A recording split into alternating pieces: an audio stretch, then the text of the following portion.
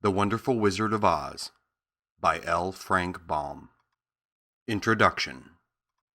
Folklore, legends, myths, and fairy tales have followed childhood throughout the ages, for every healthy youngster has a wholesome and instinctive love for stories fantastic, marvelous, and manifestly unreal. The winged fairies of Grimm and Andersen have brought more happiness to childish hearts than all other human creations. Yet the old-time fairy tale, having served for generations, may now be classed as historical in the children's library, for the time has come for a series of newer wonder tales in which the stereotyped genie, dwarf, and fairy are eliminated, together with all the horrible and blood-curdling incidents devised by their authors to point a fearsome moral to each tale. Modern education includes morality. Therefore, the modern child seeks only entertainment in its wonder tales and gladly dispenses with all disagreeable incident. Having this thought in mind, the story of the Wonderful Wizard of Oz was written solely to please children of today. It aspires to being a modernized fairy tale in which the wonderment and joy are retained and the heartaches and nightmares are left out. L. Frank Baum, Chicago, April 1900. Chapter 1. The Cyclone. Dorothy lived in the midst of the great Kansas prairies with Uncle Henry, who was a farmer, and Aunt Em, who was the farmer's wife. Their house was small, for the lumber to build it had to be carried by wagon many miles. There were 4 walls, a floor, and a roof, which made one room, and this room contained a rusty-looking cook stove, a cupboard for the dishes, a table, 3 or 4 chairs, and the beds. Uncle Henry and Aunt Em had a big bed in one corner, and Dorothy a little bed in another corner. There was no garret at all, and no cellar, except a small hole dug in the ground called a cyclone cellar, where the family could go in case one of those great whirlwinds arose, mighty enough to crush any building in its path. It was reached by a trapdoor in the middle of the floor, from which a ladder led down into the small, dark hole. When Dorothy stood in the doorway and looked around, she could see nothing but the great gray prairie on every side. Not a tree nor a house broke the broad sweep of flat country that reached to the edge of the sky in all directions. The sun had baked the plowed land into a gray mass, with little cracks running through it. Even the grass was not green, for the sun had burned the tops of the long blades until they were the same gray color to be seen everywhere.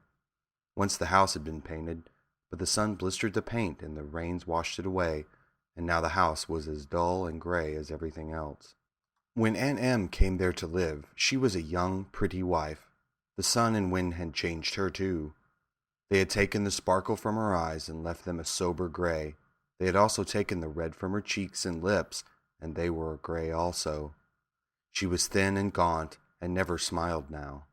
When Dorothy, who was an orphan, first came to her, Aunt Em had been so startled by the child's laughter that she would scream and press her hands upon her heart whenever Dorothy's merry voice reached her ears, and she still looked at the little girl with wonder that she could find anything to laugh at.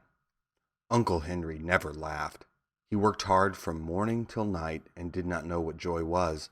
He was gray also, from his long beard to his rough boots, and he looked stern and solemn and rarely spoke. It was Toto that made Dorothy laugh, and saved her from growing as gray as her other surroundings. Toto was not gray.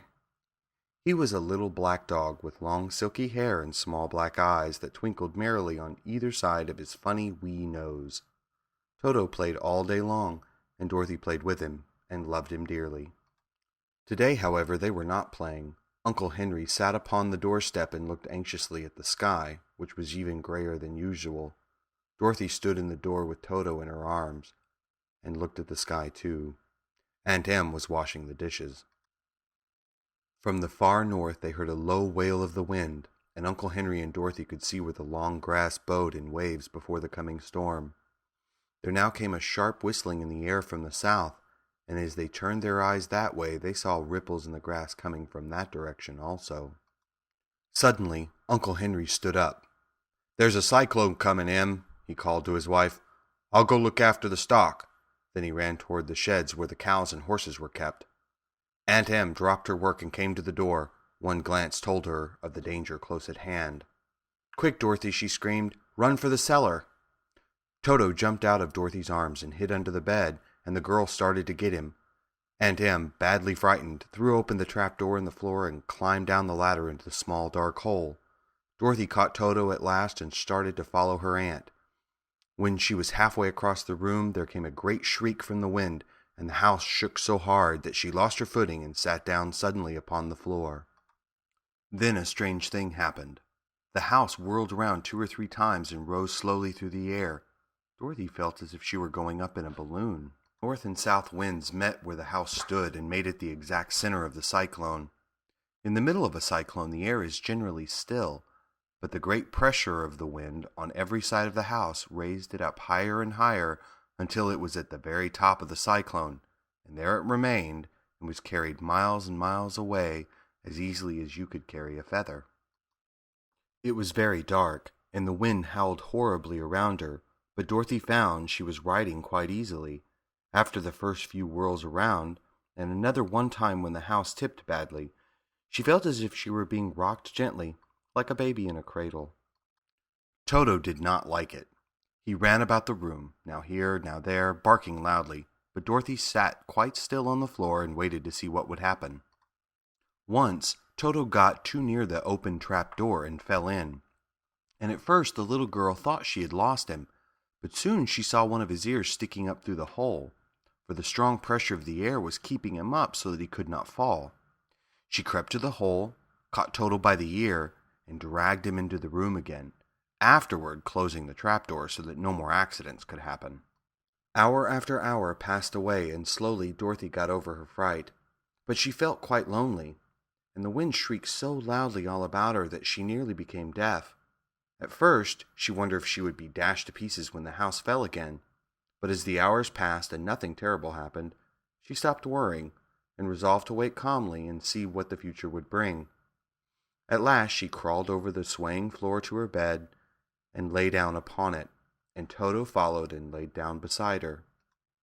In spite of the swaying of the house and the wailing of the wind, Dorothy soon closed her eyes and fell fast asleep. Chapter 2. The Council with the Munchkins. She was awakened by a shock so sudden and severe that if Dorothy had not been lying on the soft bed, she might have been hurt. As it was, the jar made her catch her breath and wonder what had happened, and Toto put his cold little nose into her face and whined dismally. Dorothy sat up and noticed that the house was not moving, nor was it dark, for the bright sunshine came in at the window, flooding the little room. She sprang from her bed and with Toto at her heels ran and opened the door. The little girl gave a cry of amazement and looked about her, her eyes growing bigger and bigger at the wonderful sights she saw. The cyclone had set the house down very gently, for a cyclone, in the midst of a country of marvelous beauty. There were lovely patches of greensward all about, with stately trees bearing rich and luscious fruits. Banks of gorgeous flowers were on every hand, and birds with rare and brilliant plumage sang and fluttered in the trees and bushes. A little way off was a small brook, rushing and sparkling along between green banks, and murmuring in a voice very grateful to a little girl who had lived so long on the dry, gray prairies. While she stood looking eagerly at the strange and beautiful sights, she noticed coming toward her a group of the queerest people she had ever seen. They were not as big as the grown folks she had always been used to, but neither were they very small. In fact, they seemed about as tall as Dorothy, who was a well-grown child for her age, although they were, so far as looks go, many years older. 3 were men and 1 a woman, and all were oddly dressed. They wore round hats that rose to a small point a foot above their heads, with little bells around the brims that tinkled sweetly as they moved. The hats of the men were blue. The little woman's hat was white, and she wore a white gown that hung in pleats from her shoulders. Over it were sprinkled little stars that glistened in the sun like diamonds. The men were dressed in blue, of the same shade as their hats, and wore well-polished boots with a deep roll of blue at the tops.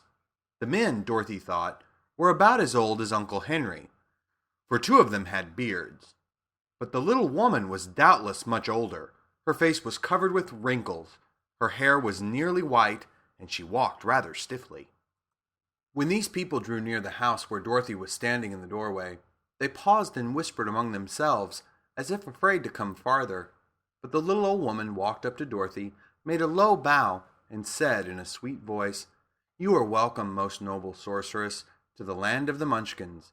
We are so grateful to you for having killed the Wicked Witch of the East and for setting our people free from bondage." Dorothy listened to this speech with wonder. What could the little woman possibly mean by calling her a sorceress and saying she had killed the Wicked Witch of the East? Dorothy was an innocent, harmless little girl who had been carried by a cyclone many miles from home, and she had never killed anything in all her life. But the little woman evidently expected her to answer, so Dorothy said with hesitation, "You are very kind, but there must be some mistake. I have not killed anything." "Your house did anyway," replied the little old woman with a laugh, "and that is the same thing. See," she continued, pointing to the corner of the house, "there are her 2 feet still sticking out from under a block of wood." Dorothy looked and gave a little cry of fright. There indeed, just under the corner of the great beam the house rested on, 2 feet were sticking out, shod in silver shoes with pointed toes. "Oh dear," cried Dorothy, clasping her hands together in dismay. "The house must have fallen on her. Whatever shall we do?" "There is nothing to be done," said the little woman calmly. "But who was she?" asked Dorothy. "She was the Wicked Witch of the East, as I said," answered the little woman. "She has held all the Munchkins in bondage for many years, making them slave for her night and day. Now they are all set free, and are grateful to you for the favor." "Who are the Munchkins?" inquired Dorothy. "They are the people who live in this land of the East where the Wicked Witch ruled." "Are you a Munchkin?" asked Dorothy. "No, but I am their friend, although I live in the land of the North. When they saw the Witch of the East was dead, the Munchkins sent a swift messenger to me, and I came at once. I am the Witch of the North." "Oh, gracious!" cried Dorothy. "Are you a real witch?" "Yes, indeed," answered the little woman. "But I am a good witch, and the people love me. I am not as powerful as the Wicked Witch was who ruled here, or I should have set the people free myself."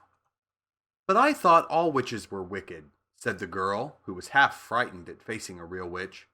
"Oh no, that is a great mistake. There were only 4 witches in all the land of Oz, and 2 of them, those who live in the North and the South, are good witches. I know this is true, for I am one of them myself, and cannot be mistaken. Those who dwell in the East and the West were, indeed, wicked witches. But now that you have killed one of them, there is but one wicked witch in all the land of Oz, the one who lives in the West." "But," Dorothy said after a moment's thought, "Aunt Em has told me that the witches were all dead years and years ago." "Who is Aunt Em?" inquired the little old woman. "She is my aunt who lives in Kansas, where I come from." The Witch of the North seemed to think for a time, with her head bowed and her eyes upon the ground. Then she looked up and said, "I do not know where Kansas is, for I have never heard that country mentioned before. But tell me, is it a civilized country?" "Oh, yes," replied Dorothy. "Then that accounts for it. In the civilized countries, I believe there are no witches left, nor wizards, nor sorceresses, nor magicians. But, you see, the land of Oz has never been civilized, for we are cut off from all the rest of the world. Therefore, we still have witches and wizards amongst us." "Who are the wizards?" asked Dorothy. "Oz himself is the great wizard," answered the witch, sinking her voice to a whisper. "He is more powerful than all the rest of us together. He lives in the City of Emeralds." Dorothy was going to ask another question, but just then the Munchkins, who had been standing silently by, gave a loud shout and pointed to the corner of the house where the Wicked Witch had been lying. "What is it?" asked the little old woman, and looked and began to laugh. The feet of the dead witch had disappeared entirely, and nothing was left but the silver shoes. "She was so old," explained the Witch of the North, "that she dried up quickly in the sun. That is the end of her. But the silver shoes are yours, and you shall have them to wear." She reached down and picked up the shoes, and after shaking the dust out of them, handed them to Dorothy. "The Witch of the East was proud of those silver shoes," said one of the Munchkins, "and there is some charm connected with them, but what it is we never knew." Dorothy carried the shoes into the house and placed them on the table. Then she came out again to the Munchkins and said, "I am anxious to get back to my aunt and uncle, for I am sure they will worry about me. Can you help me find my way?" The Munchkins and the witch first looked at one another, and then at Dorothy, and then shook their heads. "At the east, not far from here," said one, "there is a great desert, and none could live to cross it." "It is the same at the south," said another, "for I have been there and seen it. The south is the country of the Quadlings." "I am told," said the third man, "that it is the same at the west, and that country, where the Winkies live, is ruled by the wicked witch of the west, who would make you her slave if you passed her way." "The north is my home," said the old lady, "and at its edge is the same great desert that surrounds this land of Oz. I'm afraid, my dear, you will have to live with us."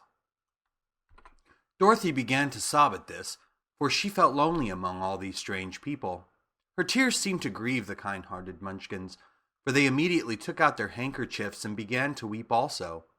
As for the little old woman, she took off her cap and balanced the point on the end of her nose, while she counted 1, 2, 3 in a solemn voice. At once the cap changed to a slate, on which was written in big white chalk marks, "Let Dorothy go to the City of Emeralds." The little old woman took the slate from her nose, and having read the words on it, asked, "Is your name Dorothy, my dear?" "Yes," answered the child, looking up and drying her tears.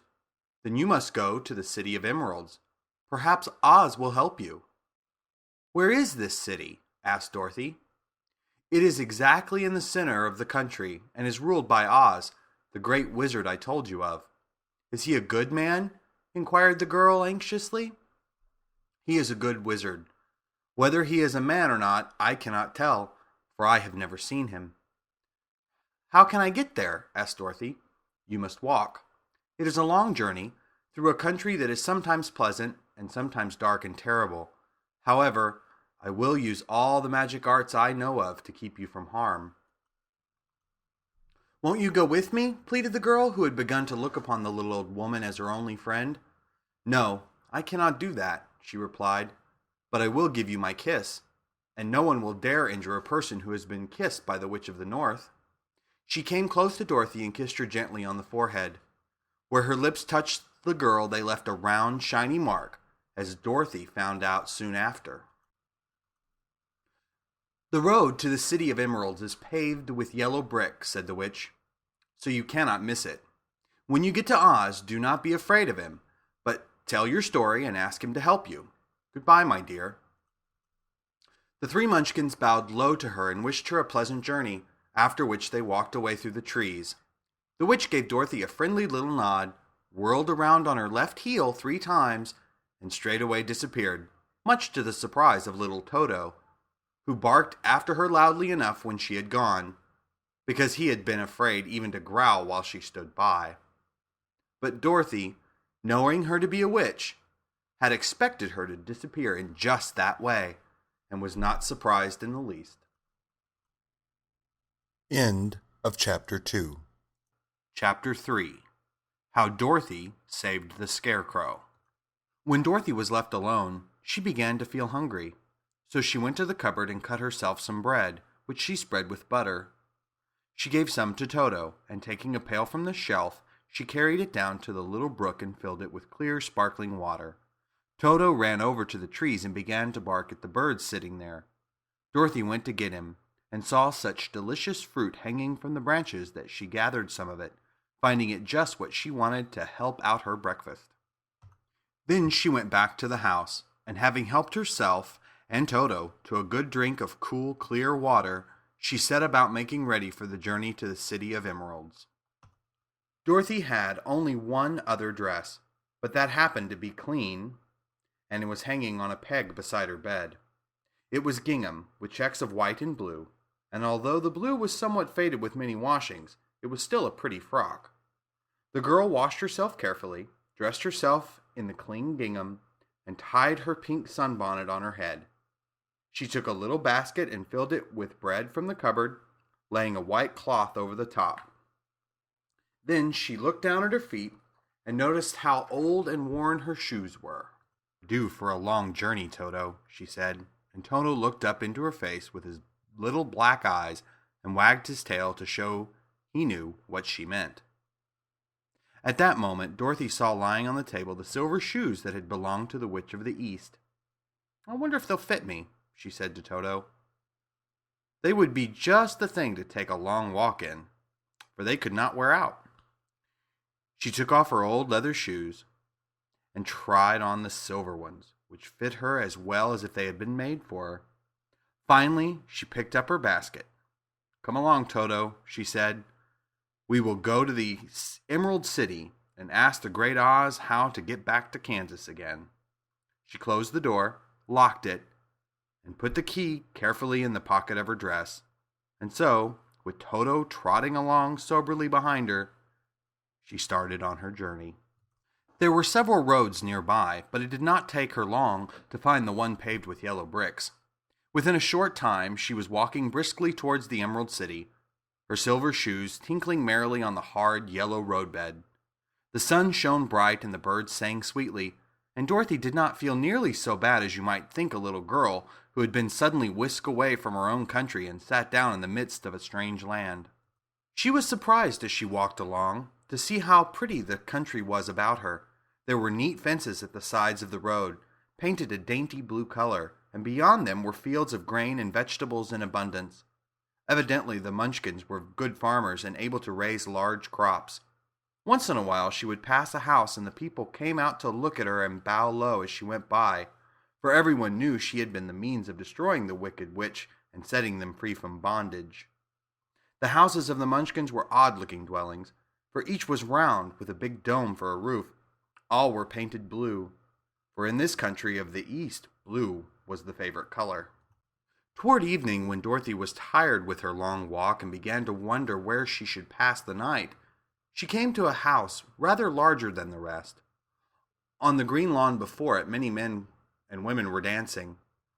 5 little fiddlers played as loudly as possible, and the people were laughing and singing, while a big table nearby was loaded with delicious fruits and nuts, pies and cakes, and many other good things to eat. People greeted Dorothy kindly and invited her to supper and to pass the night with them, for this was the home of one of the richest Munchkins in the land, and his friends were gathered with him to celebrate their freedom from the bondage of the wicked witch. Dorothy ate a hearty supper and was waited upon by the rich Munchkin himself, whose name was Bok. Then she sat upon a settee and watched the people dance. When Bok saw her silver shoes, he said, "You must be a great sorceress." "Why?" asked the girl. "Because you wear silver shoes and have killed the wicked witch. Besides, you have white in your frock, and only witches and sorceresses wear white." "My dress is blue and white checked," said Dorothy, smoothing out the wrinkles in it. "It is kind of you to wear that," said Bok. "Blue is the color of the Munchkins, and white is the witch color, so we know you are a friendly witch." Dorothy did not know what to say to this, for all the people seemed to think her a witch, and she knew very well she was only an ordinary little girl who had come by the chance of a cyclone into a strange land. When she had tired watching the dancing, Bok led her into the house, where he gave her a room with a pretty bed in it. The sheets were made of blue cloth, and Dorothy slept soundly in them till morning, with Toto curled up on the blue rug beside her. She ate a hearty breakfast and watched a wee Munchkin baby who played with Toto and pulled his tail and crowed and laughed in a way that greatly amused Dorothy. Toto was a fine curiosity to all the people, for they had never seen a dog before. "How far is it to the Emerald City?" the girl asked. "I do not know," answered Bok gravely, "for I have never been there. It is better for people to keep away from Oz, unless they have business with him. But it is a long way to the Emerald City, and it will take you many days. The country here is rich and pleasant, but you must pass through rough and dangerous places before you reach the end of your journey." This worried Dorothy a little, but she knew that only the Great Oz could help her get back to Kansas again, so she bravely resolved not to turn back. She bade her friends goodbye and again started along the road of yellow brick. When she had gone several miles, she thought she would stop to rest, and so she climbed to the top of the fence beside the road and sat down. There was a great cornfield beyond the fence, and not far away she saw a scarecrow placed high on a pole to keep the birds from the ripe corn. Dorothy leaned her chin upon her hand and gazed thoughtfully at the scarecrow. Its head was a small sack stuffed with straw, with eyes, nose, and mouth painted on it to represent a face. An old pointed blue hat that had belonged to some munchkin was perched on his head, and the rest of the figure was a blue suit of clothes, worn and faded, which had also been stuffed with straw. On the feet were some old boots with blue tops, such as every man wore in this country, and the figure was raised above the stalks of corn by means of the pole stuck up its back. While Dorothy was looking earnestly into the queer painted face of the scarecrow, she was surprised to see one of the eyes slowly wink at her. She thought she must have been mistaken at first, for none of the scarecrows in Kansas ever winked, but presently the figure nodded its head to her in a friendly way. Then she climbed down from the fence and walked up to it, while Toto ran around the pole and barked. "Good day," said the scarecrow in a rather husky voice. "Did you speak?" asked the girl in wonder. "Certainly," answered the scarecrow. "How do you do?" "I'm pretty well, thank you," replied Dorothy politely. "How do you do?" "I'm not feeling well," said the scarecrow with a smile, "for it is very tedious being perched up here night and day to scare away crows." "Can't you get down?" asked Dorothy. "No, for this pole is stuck up my back. If you will please take away the pole, I shall be greatly obliged to you." Dorothy reached up both arms and lifted the figure off the pole, for, being stuffed with straw, it was quite light. "Thank you very much," said the scarecrow when he had been set down on the ground. "I feel like a new man." Dorothy was puzzled at this, for it sounded queer to hear a stuffed man speak, and to see him bow and walk along beside her. "Who are you?" asked the scarecrow when he had stretched himself and yawned. "And where are you going?" "My name is Dorothy," said the girl, "and I am going to the Emerald City to ask the great Oz to send me back to Kansas." "Where is the Emerald City?" he inquired, "and who is Oz?" "Why, don't you know?" she returned in surprise. "No, indeed, I don't know anything. You see, I am stuffed, so I have no brains at all," he answered sadly. "Oh," said Dorothy, "I'm awfully sorry for you." "Do you think," he asked, "if I go to the Emerald City with you, that Oz could give me some brains?" "I cannot tell," she returned. "But you may come with me if you like. If the Oz will not give you any brains, you will be no worse off than you are now." "That is true," said the scarecrow. "You see," he continued confidently, "I don't mind my legs and arms and body being stuffed because I cannot get hurt. If anyone treads on my toes or sticks a pin into me, it doesn't matter, for I can't feel it. But I do not want people to call me a fool, and if my head stays stuffed with straw instead of with brains, as yours is, how am I ever to know anything?" "I understand how you feel," said the little girl, who was truly sorry for him. "If you will come with me, I'll ask Oz to do all he can for you." "Thank you," he answered gratefully. They walked back to the road. Dorothy helped him over the fence, and they started along the path of yellow brick for the Emerald City. Toto did not like this addition to the party at first.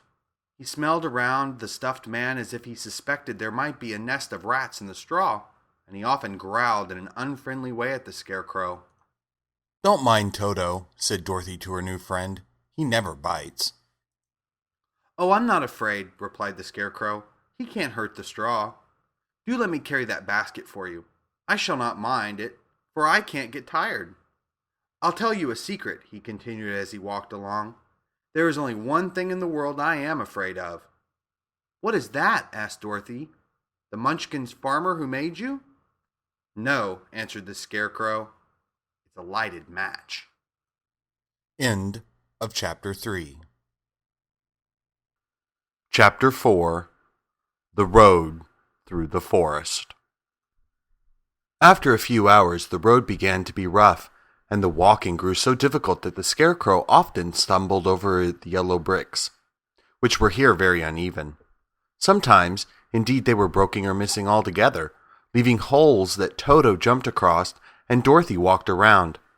As for the Scarecrow, having no brains, he walked straight ahead, and so stepped into the holes and fell at full length on the hard bricks. It never hurt him, however, and Dorothy would pick him up and set him upon his feet again, while he joined her in laughing merrily at his own mishap.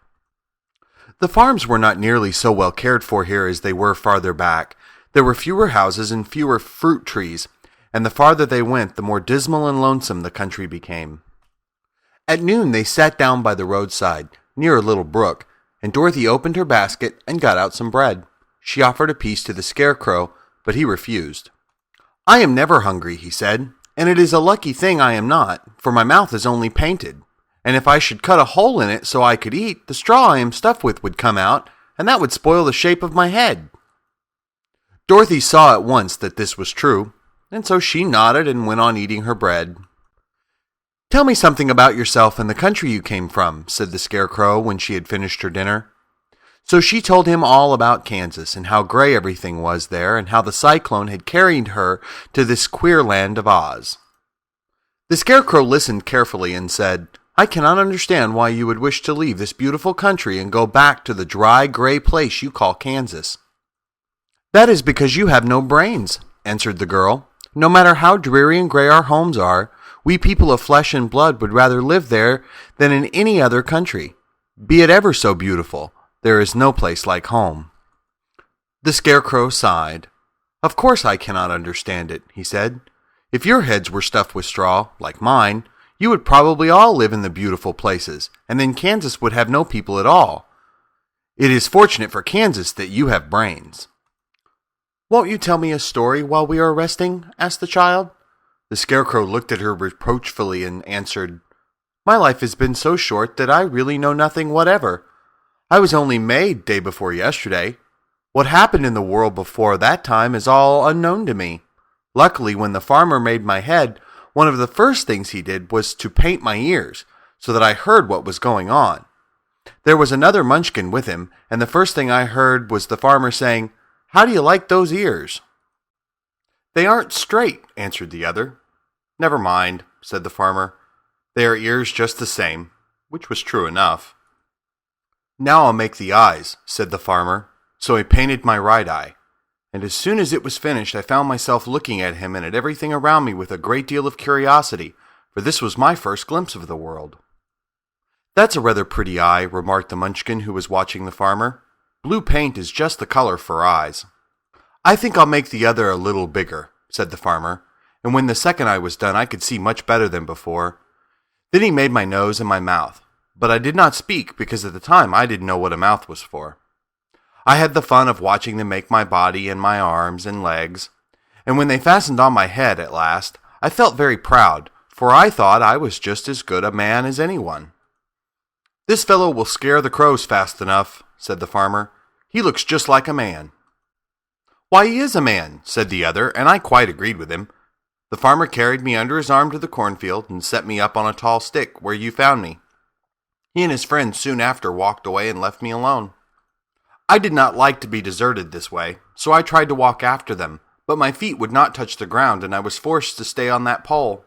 It was a lonely life to lead, for I had nothing to think of, having been made such a short while before. Many crows and other birds flew into the cornfield, but as soon as they saw me they flew away again, thinking I was a Munchkin, and this pleased me and made me feel that I was quite an important person.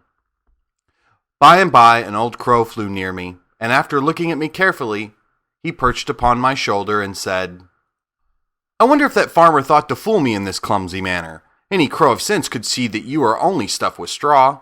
Then he hopped down at my feet and ate all the corn he wanted. The other birds, seeing he was not harmed by me, came to eat the corn too. So in a short time there was a great flock of them about me. I felt sad at this, for it showed I was not such a good scarecrow after all. But the old crow comforted me, saying, "If you only had brains in your head, you would be as good a man as any of them, and a better man than some of them. Brains are the only things worth having in this world. no matter whether one is a crow or a man. After the crows had gone, I thought this over, and decided I would try hard to get some brains. By good luck, you came along and pulled me off the stake, and from what you say, I'm sure the Great Oz will give me some brains as soon as we get to the Emerald City. I hope so, said Dorothy earnestly, since you seem anxious to have them. Oh yes, I am anxious, returned the Scarecrow. It is such an uncomfortable feeling to know one is a fool. Well, said the girl, let us go. And she handed the basket to the Scarecrow. There were no fences at all by the roadside now, and the land was rough and untilled. Toward evening they came to a great forest, where the trees grew so big and close together that their branches met over the road of yellow brick. It was almost dark under the trees, for the branches shut out the daylight, but the travelers did not stop, and went on into the forest. If this road goes in, it must come out, said the Scarecrow, and as the Emerald City is at the other end of the road, we must go wherever it leads us. Anyone would know that, said Dorothy. Certainly. That is why I know it, returned the Scarecrow. If it required brains to figure it out, I never should have said it. After an hour or so, the light faded away, and they found themselves stumbling along in the darkness. Dorothy could not see at all, but Toto could, for some dogs see very well in the dark, and the Scarecrow declared he could see as well as by day. So she took a hold of his arm and managed to get along fairly well. If you see any houses, or any place where we can pass the night, she said, you must tell me, for it is very uncomfortable walking in the dark. Soon after, the Scarecrow stopped. I see a little cottage at the right of us, he said, built of logs and branches. Shall we go there? Yes, indeed, answered the child. I am all tired out. So the Scarecrow led her through the trees until they reached the cottage, and Dorothy entered and found a bed of dried leaves in one corner. She lay down at once, and with Toto beside her soon fell into a sound sleep. The Scarecrow, who was never tired, stood up in another corner and waited patiently until morning came. End of Chapter 4. Chapter 5. The Rescue of the 10 Woodmen. When Dorothy awoke, the sun was shining through the trees, and Toto had long been out chasing birds around him and squirrels. She sat up and looked around her, Scarecrow still standing patiently in his corner waiting for her. We must go and search for water, she said to him. Why do you want water? He asked. To wash my face clean after the dust of the road, and to drink, so the dry bread will not stick in my throat.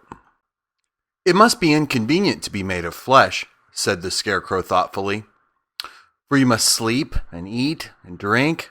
However, you have brains, and it is worth a lot of bother to be able to think properly. They left the cottage and walked through the trees until they found a little spring of clear water, where Dorothy drank and bathed and ate her breakfast. She saw there was not much bread left in the basket, and the girl was thankful the Scarecrow did not have to eat anything, for there was scarcely enough for herself and Toto for the day. When she had finished her meal and was about to go back to the road of yellow brick, she was startled to hear a deep groan nearby. What was that? She asked timidly. I cannot imagine, replied the Scarecrow, but we can go and see. Just then another groan reached their ears, and the sound seemed to come from behind them. They turned and walked through the forest a few steps, when Dorothy discovered something shining in a ray of sunshine that fell between the trees. She ran to the place and then stopped short, with a little cry of surprise. One of the big trees had been partially chopped through, and standing beside it, with an uplifted axe in his hand, was a man made entirely of tin. His head and arms and legs were jointed upon his body, but he stood perfectly motionless, as if he could not stir at all. Dorothy looked at him in amazement, and so did the Scarecrow, while Toto barked sharply and made a snap at the 10 legs, which hurt his teeth. Did you groan? Asked Dorothy. Yes, answered the Tin Man, I did. I've been groaning for more than a year, and no one has ever heard me before or come to help me. What can I do for you? She inquired softly, for she was moved by the sad voice in which the man spoke. Get an oil can and oil my joints, he answered. They are all rusted so badly that I cannot move them at all. If I am well oiled, I shall soon be all right again. You will find an oil can on a shelf in my cottage." Dorothy at once ran back to the cottage and found the oil can, and then she returned and asked anxiously, "Where are your joints?" "Oil my neck first," replied the Tin Woodman. So she oiled it, and as it was quite badly rusted, the Scarecrow took a hold of the tin head and moved it gently from side to side until it worked freely, and then the man could turn it himself. "Now oil the joints in my arms," he said, and Dorothy oiled them, and the Scarecrow bent them carefully until they were quite free from rust and as good as new. The Tin Woodman gave a sigh of satisfaction and lowered his axe, which he leaned against the tree. "This is a great comfort," he said. "I have been holding that axe in the air ever since I rusted, and I'm glad to be able to put it down at last. Now, if you will oil the joints of my legs, I shall be all right once more."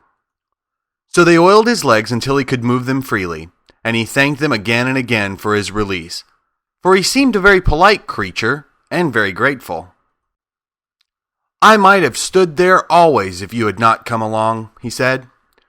"So you have certainly saved my life. How did you happen to be here?" "We are on our way to the Emerald City to see the Great Oz," she answered, "and we stopped at your cottage to pass the night."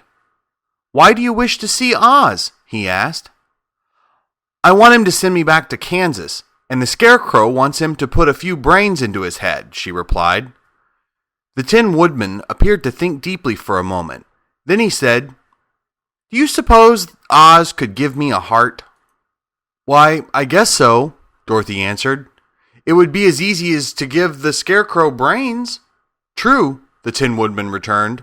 "So, if you will allow me to join your party, I will also go to the Emerald City and ask Oz to help me." "Come along," said the Scarecrow heartedly, and Dorothy added that she would be pleased to have his company. So the Tin Woodman shouldered his axe, and they all passed through the forest until they came to the road that was paved with yellow brick. The Tin Woodman had asked Dorothy to put the oil can in her basket, "For," he said, "if I should get caught in the rain, the rust again, and I would need the oil can badly." It was a bit of good luck to have their new comrade join the party, for soon after they had begun their journey again, they came to a place where the trees and branches grew so thick over the road that the travelers could not pass. But the Tin Woodman set to work with his axe and chopped so well that soon he cleared a passage for the entire party. Dorothy was thinking so earnestly as they walked along that she did not notice when the Scarecrow stumbled into a hole and rolled over to the side of the road. Indeed, he was obliged to call to her to help him up again. "Why didn't you walk around the hole?" asked the Tin Woodman.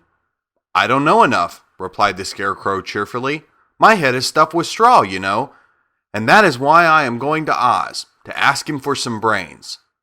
"Oh, I see," said the Tin Woodman. "But, after all, brains are not the best things in the world." "Have you any?" inquired the Scarecrow. "No, my head is quite empty," answered the Woodman. "But once I had brains, and a heart also. So, having tried them both, I would much rather have a heart." "And why is that?" asked the Scarecrow. "I will tell you my story, and then you will know." So while they were walking through the forest, the Tin Woodman told the following story. "I was born the son of a woodman who chopped down trees in the forest and sold the wood for a living. When I grew up, I too became a wood chopper. And after my father died, I took care of my old mother as long as she lived. Then I made up my mind that instead of living alone, I would marry, so that I might not become lonely. There was one of the Munchkin girls who was so beautiful that I soon grew to love her with all my heart. She, on her part, promised to marry me as soon as I could earn enough money to build a better house for her, so I set to work harder than ever. But the girl lived with an old woman who did not want her to marry anyone, for she was so lazy she wished the girl to remain with her and do the cooking and the housework. So the old woman went to the Wicked Witch of the East and promised her 2 sheep and a cow if she would prevent the marriage. Thereupon the Wicked Witch enchanted my axe, and when I was chopping away at my best one day, for I was anxious to get the new house and my wife as soon as possible, the axe slipped all at once and cut off my left leg. This at first seemed a great misfortune, for I knew a one-legged man could not do very well as a wood chopper. So I went to a tinsmith and had him make me a new leg out of tin. The leg worked very well once I was used to it, but my action angered the wicked witch of the East, for she had promised the old woman I should not marry the pretty Munchkin girl. When I began chopping again, my axe slipped and cut off my right leg. Again I went to the tinsmith, and again he made me a leg out of tin. After this, the enchanted axe cut off my arms, one after the other, but, nothing daunted, I had them replaced with tin ones. The wicked witch then made the axe slip and cut off my head, and at first I thought that was the end of me, but the tinsmith happened to come along, and he made me a new head out of tin. I thought I had beaten the wicked witch then, and I worked harder than ever, but I little knew how cruel my enemy could be. She thought of a new way to kill my love for the beautiful Munchkin maiden, and made my axe slip again, so that it cut right through my body, splitting me into two halves. Once more the tinsmith came to my help and made me a body of tin, fastening my tin arms and legs and head to it by means of joints, so that I could move around as well as ever. But alas, I had now no heart, so that I lost all my love for the Munchkin girl, and did not care whether I married her or not. I suppose she is still living with the old woman, waiting for me to come after her. My body shone so brightly in the sun that I felt very proud of it, and it did not matter to me now if my axe slipped, for it could not cut me. There was only one danger, that my joints would rust. But I kept an oil can in my cottage and took care to oil myself whenever I needed it. However, there came a day when I forgot to do this, and, being caught in a rainstorm, before I thought of the danger my joints had rusted, and I was left to stand in the woods until you came to help me. It was a terrible thing to undergo. During that year I stood there, I had time to think of the greatest loss I had known was loss of my heart. While I was in love, I was the happiest man on earth. But no one can love who has not a heart, and so I am resolved to ask Oz to give me one. If he does, I will go back to the Munchkin maiden and marry her. Both Dorothy and the Scarecrow had been greatly interested in the story of the Tin Woodman, and now they knew why he was so anxious to get a new heart. "All the same," said the Scarecrow, "I shall ask for brains instead of a heart, for a fool would not know what to do with a heart if he had one." "I shall take the heart," returned the Tin Woodman, "for brains do not make one happy, and happiness is the best thing in the world." Dorothy did not say anything, for she was puzzled to know which of her two friends was right, and she decided if she could only get back to Kansas and Aunt Em, it did not matter so much whether the Woodman had no brains and the Scarecrow no heart, or each got what they wanted. What worried her most was that the bread was nearly gone, and another meal for herself and Toto would empty the basket. To be sure, neither the Woodman nor the Scarecrow ever ate anything, but she was not made of tin nor straw, and she could not live unless she was fed. The end of Chapter 5. Chapter 6. The Cowardly Lion. All this time, Dorothy and her companions had been walking through the thick woods. The road was still paved with yellow brick, but these were much covered by dried branches and dead leaves from the trees, and the walking was not at all good. There were few birds in this part of the forest, for birds love the open country where there is plenty of sunshine, but now and then there came a deep growl from some wild animal hidden among the trees. These sounds made the little girl's heart beat fast, for she did not know what made them, but Toto knew, and he walked close to Dorothy's side and did not even bark in return. "How long will it be," the child asked of the Tin Woodman, "before we are out of the forest?" "I cannot tell," was the answer, "for I have never been to the Emerald City, but my father went there once, when I was a boy, and he said it was a long journey through a dangerous country. Although nearer to the city where Oz dwells, the country is beautiful, but I am not afraid so long as I have my oil can, and nothing can hurt the Scarecrow. While you bear upon your forehead the mark of the good witch's kiss, that will protect you from harm." "But Toto," said the girl anxiously, "what will protect him?" "We must protect him ourselves if he is in danger," replied the Tin Woodman.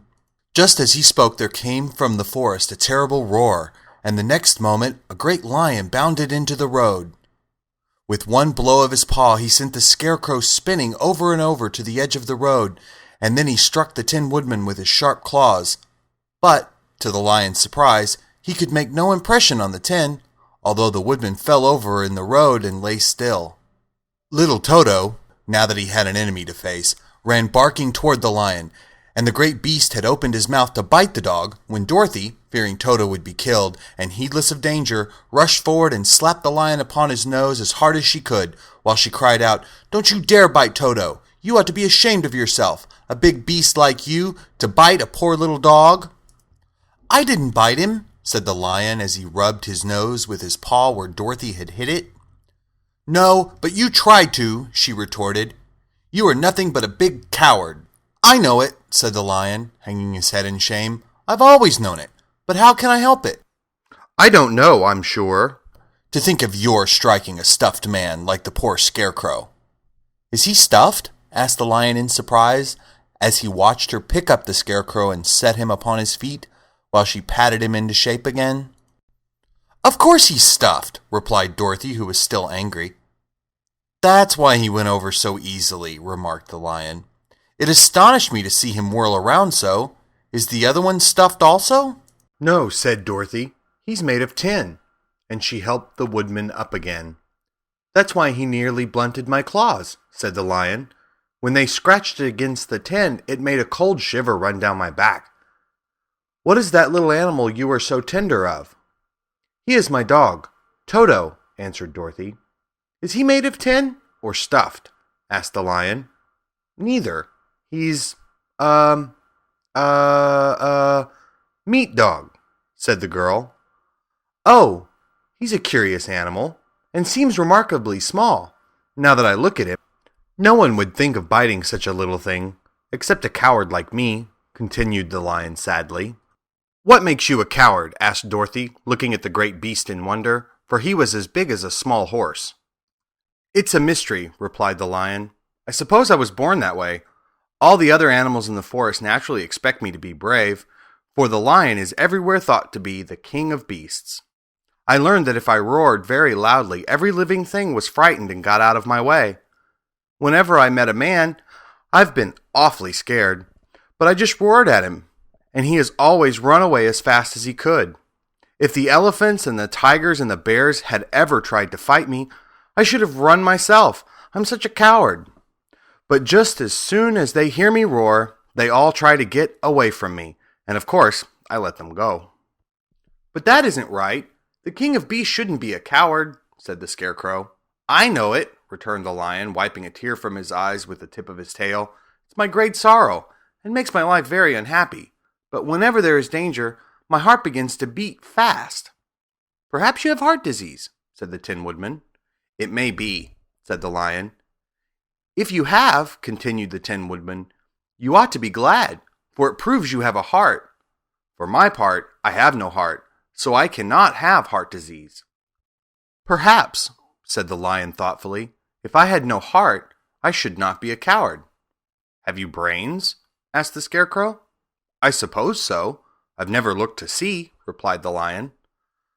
"I am going to the great Oz to ask him to give me some," remarked the scarecrow, "for my head is stuffed with straw." "And I am going to ask him to give me a heart," said the woodman.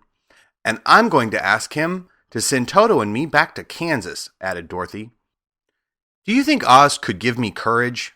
asked the cowardly lion. "Just as easily as he could give me brains," said the scarecrow. "Or give me a heart," said the Tin Woodman. "Or send me back to Kansas," said Dorothy. "Then, if you don't mind, I'll go with you," said the lion, "for my life is simply unbearable without a bit of courage." "You will be very welcome," answered Dorothy, "for you will help to keep away the other wild beasts. It seems to me that they must be more cowardly than you are if they allow you to scare them so easily." "They really are," said the lion, "but that doesn't make me any braver, and as long as I know myself to be a coward, I shall be unhappy." So once more the little company set off upon the journey, the lion walking with stately strides at Dorothy's side. Toto did not approve this new comrade at first, for he could not forget how nearly he had been crushed between the lion's great jaws. But after a time he became more at ease, and presently Toto and the cowardly lion had grown to be good friends. During the rest of that day there were no other adventures to mar the peace of their journey. Once, indeed, the Tin Woodman stepped upon a beetle that was crawling along the road and killed the poor little thing. This made the Tin Woodman very unhappy, for he was always careful not to hurt any living creature. And as he walked along, he wept several tears of sorrow and regret. These tears ran slowly down his face and over the hinges of his jaw, and there they rusted. When Dorothy presently asked him a question, the Tin Woodman could not open his mouth, for his jaws were tightly rusted together. He became greatly frightened at this, and made many motions to Dorothy to relieve him, but she could not understand. The Lion was also puzzled to know what was wrong. But the Scarecrow seized the oil can from Dorothy's basket and oiled the Woodman's jaws, so that after a few moments he could talk as well as before. "This will serve me a lesson," he said, "to look where I step. For if I should kill another bug or beetle, I should surely cry again, and crying rusts my jaws so that I cannot speak." Thereafter he walked very carefully, with his eyes on the road, and when he saw a tiny ant trolling by he would step over it, so as not to harm it. The Tin Woodman knew very well he had no heart, and therefore he took great care never to be cruel or unkind to anything. "You people with hearts," he said, "have something to guide you, and need never do wrong, but I have no heart, and so I must be very careful. When Oz gives me a heart, of course, I needn't mind so much." End of Chapter 6. Chapter 7. The Journey to the Great Oz. They were obliged to camp out that night under a large tree in the forest, for there were no houses near. The tree made a good thick covering to protect them from the dew, and the Tin Woodman chopped a great pile of wood with his axe, and Dorothy built a splendid fire that warmed her and made her feel less lonely. She and Toto ate the last of their bread, and now she did not know what they would do for breakfast. "If you wish," said the Lion, "I will go into the forest and kill a deer for you. You can roast it by the fire, since your tastes are so peculiar that you prefer cooked food, and then you will have a very good breakfast." "Don't, please, don't," begged the Tin Woodman. "I should certainly weep if you kill a poor deer, and then my jaws would rust again." But the Lion went away into the forest and found his own supper, and no one ever knew what it was, for he didn't mention it. And the Scarecrow found a tree full of nuts and filled Dorothy's basket with them, so that she would not be hungry for a long time. She thought that this was very kind and thoughtful of the Scarecrow, but he laughed heartily at the awkward way in which the poor creature picked up the nuts. His padded hands were so clumsy, and the nuts were so small that he dropped almost as many as he put in the basket. But the Scarecrow did not mind how long it took him to fill the basket, for it enabled him to keep away from the fire, as he feared a spark might get into his straw and burn him up. So he kept a good distance away from the flames, and only came near to cover Dorothy with dry leaves when she lay down to sleep. These kept her very snug and warm, and she slept soundly until morning. When it was daylight, the girl bathed her face in a little rippling brook, and soon after they all started toward the Emerald City. This was to be an eventful day for the travelers. They had hardly been walking an hour when they saw before them a great ditch that crossed the road and divided the forest as far as they could see on either side. It was a very wide ditch, and when they crept up to the edge and looked into it, they could see that it was also very deep, and there were many big, jagged rocks at the bottom. The sides were so steep that none of them could climb down, and for a moment it seemed that their journey must end. "What shall we do?" asked Dorothy despairingly. "I haven't the faintest idea," said the Tin Woodman, and the Lion shook his shaggy mane and looked thoughtfully. But the Scarecrow said, "We cannot fly, that is certain. Neither can we jump down into the great ditch. Therefore, if we cannot jump over it, we must stop where we are." "I think I could jump over it," said the Cowardly Lion, after measuring the distance carefully in his mind. "Then we are all right," answered the Scarecrow, "for you can carry us all over on your back one at a time." "Well, I'll try it," said the Lion. "Who will go first?" "I will," declared the Scarecrow, "for if you found that you could not jump over the gulf, Dorothy would be killed, or the Tin Woodman badly dented on the rocks below.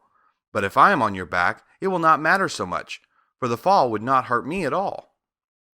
"I am terribly afraid of falling myself," said the Cowardly Lion, "but I suppose there is nothing to do but try it. So get on my back, and we will make the attempt." The Scarecrow sat upon the lion's back, and the big beast walked to the edge of the gulf and crouched down. "Why don't you run and jump?" asked the Scarecrow. "Because that isn't the way we lions do things," he replied. Then, giving a great spring, he shot through the air and landed safely on the other side. They were all greatly pleased to see how easily he did it, and after the Scarecrow had gotten down from his back, the lion sprang across the ditch again. Dorothy thought she would go next. So she took Toto in her arms and climbed on the lion's back, holding tightly to his mane with one hand. The next moment, it seemed as if she were flying through the air, and then, before she had time to think about it, she was safe on the other side. The lion went back a third time and got the Tin Woodman, and then they all sat down for a few moments to give the beast a chance to rest, for his great leaps had made his breath short, and he panted like a big dog that has been running too long. They found the forest very thick on this side, and it looked dark and gloomy. After the lion had rested, they started along the road of yellow brick, silently wondering, each in his own mind, if ever they would come to the end of the woods and reach the bright sunshine again. To add to their discomfort, they soon heard strange noises in the depths of the forest, and the lion whispered to them that it was in this part of the country that the Kalidas lived. "What are the Kalidas?" asked the girl. "They are monstrous beasts, with bodies like bears and heads like tigers," replied the lion, "and with claws so long and sharp that they could tear me in two as easily as I could kill Toto. I'm terribly afraid of the Kalidas." "I'm not surprised that you are," returned Dorothy. "They must be dreadful beasts." The lion was about to reply when suddenly they came to another gulf across the road, but this one was so broad and deep that the lion knew at once he could not leap across it. So they sat down to consider what they should do, and after serious thought, the Scarecrow said, "Here is a great tree standing close to the ditch. If the Tin Woodman can chop it down so that it will fall to the other side, we can walk across it easily." "That is a first-rate idea," said the lion. "One would almost suspect you had brains in your head instead of straw."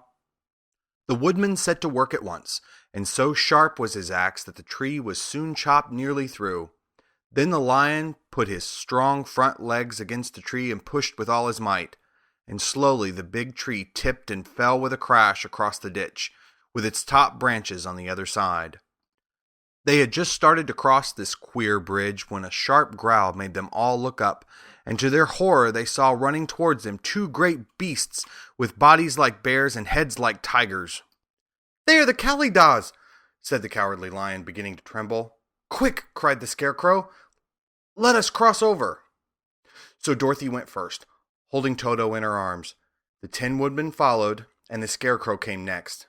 The lion, although he was certainly afraid, turned to face the Kalidas, and then he gave so loud and terrible a roar that Dorothy screamed and the Scarecrow fell over backwards, while even the fierce beast stopped short and looked at him in surprise. But seeing that they were bigger than the lion, and remembering that there were two of them and only one of him, the Kalidas again rushed forward, and the lion crossed over the tree and turned to see what they would do next.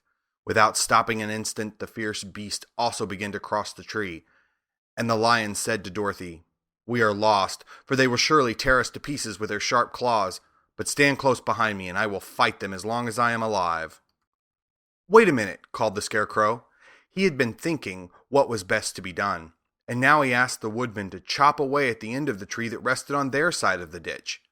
The Tin Woodman began to use his axe at once, and just as the two Kalidas were nearly across, the tree fell with a crash into the gulf, carrying the ugly, snarling brutes with it, and both were dashed to pieces on the sharp rocks at the bottom.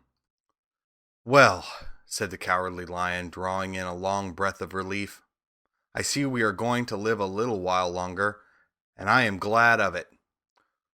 For it must be a very uncomfortable thing not to be alive. Those creatures frightened me so badly that my heart is beating yet." "Ah," said the Tin Woodman sadly, "I wish I had a heart to beat." This adventure made the travelers more anxious than ever to get out of the forest, and they walked so fast that Dorothy became tired and had to ride on the lion's back. To their great joy, the trees became thinner the farther they advanced, and in the afternoon they suddenly came upon a broad river, flowing swiftly just before them. On the other side of the water they could see the road of yellow brick running through a beautiful country, with green meadows dotted with bright flowers, and all the road bordered with trees hanging full of delicious fruits. They were greatly pleased to see this delightful country before them. "How shall we cross the river?" asked Dorothy. "That is easily done," replied the Scarecrow. "The Tin Woodman must build us a raft, so that we can float to the other side." So the woodman took his axe and began to chop down small trees to make a raft. And while he was busy at this, the Scarecrow found on the river bank a tree full of fine fruit. This pleased Dorothy, who had eaten nothing but nuts all day, and she made a hearty meal of the ripe fruit. But it takes time to make a raft, even when one is as industrious and untiring as the Tin Woodman, and when night came the work was not done, so they found a cozy place under the trees where they slept well until the morning, and Dorothy dreamed of the Emerald City and of the good Wizard Oz, who would soon send her back to her own home again. End of Chapter 7. Chapter 8. The Deadly Poppy Field. Our little party of travelers awakened the next morning refreshed and full of hope, and Dorothy breakfasted like a princess off peaches and plums from the trees beside the river. Behind them was the dark forest they had passed safely through, although they had suffered many discouragements. But before them was a lovely, sunny country that seemed to beckon them on to the Emerald City. To be sure, the broad river now cut them off from this beautiful land, but the raft was nearly done, and after the Tin Woodman had cut a few more logs and fastened them together with wooden pins, they were ready to start. Dorothy sat down in the middle of the raft and held Toto in her arms. When the Cowardly Lion stepped upon the raft, it tipped badly, for he was big and heavy. But the Scarecrow and the Tin Woodman stood upon the other end to steady it, and they had long poles in their hands to push the raft through the water. They got along quite well at first, but when they reached the middle of the river, the swift current swept the raft downstream, farther and farther away from the road of yellow brick, and the water grew so deep that the long poles would not touch the bottom.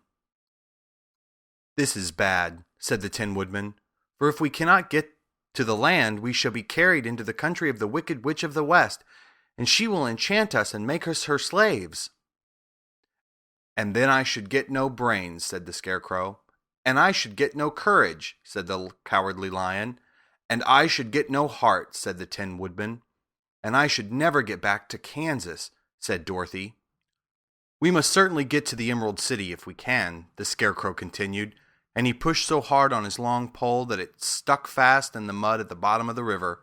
Then, before he could pull it out again, or let go, the raft was swept away and the poor Scarecrow left clinging to the pole in the middle of the river.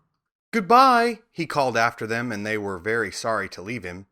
Indeed, the Tin Woodman began to cry, but fortunately remembered that he might rust, so dried his tears on Dorothy's apron.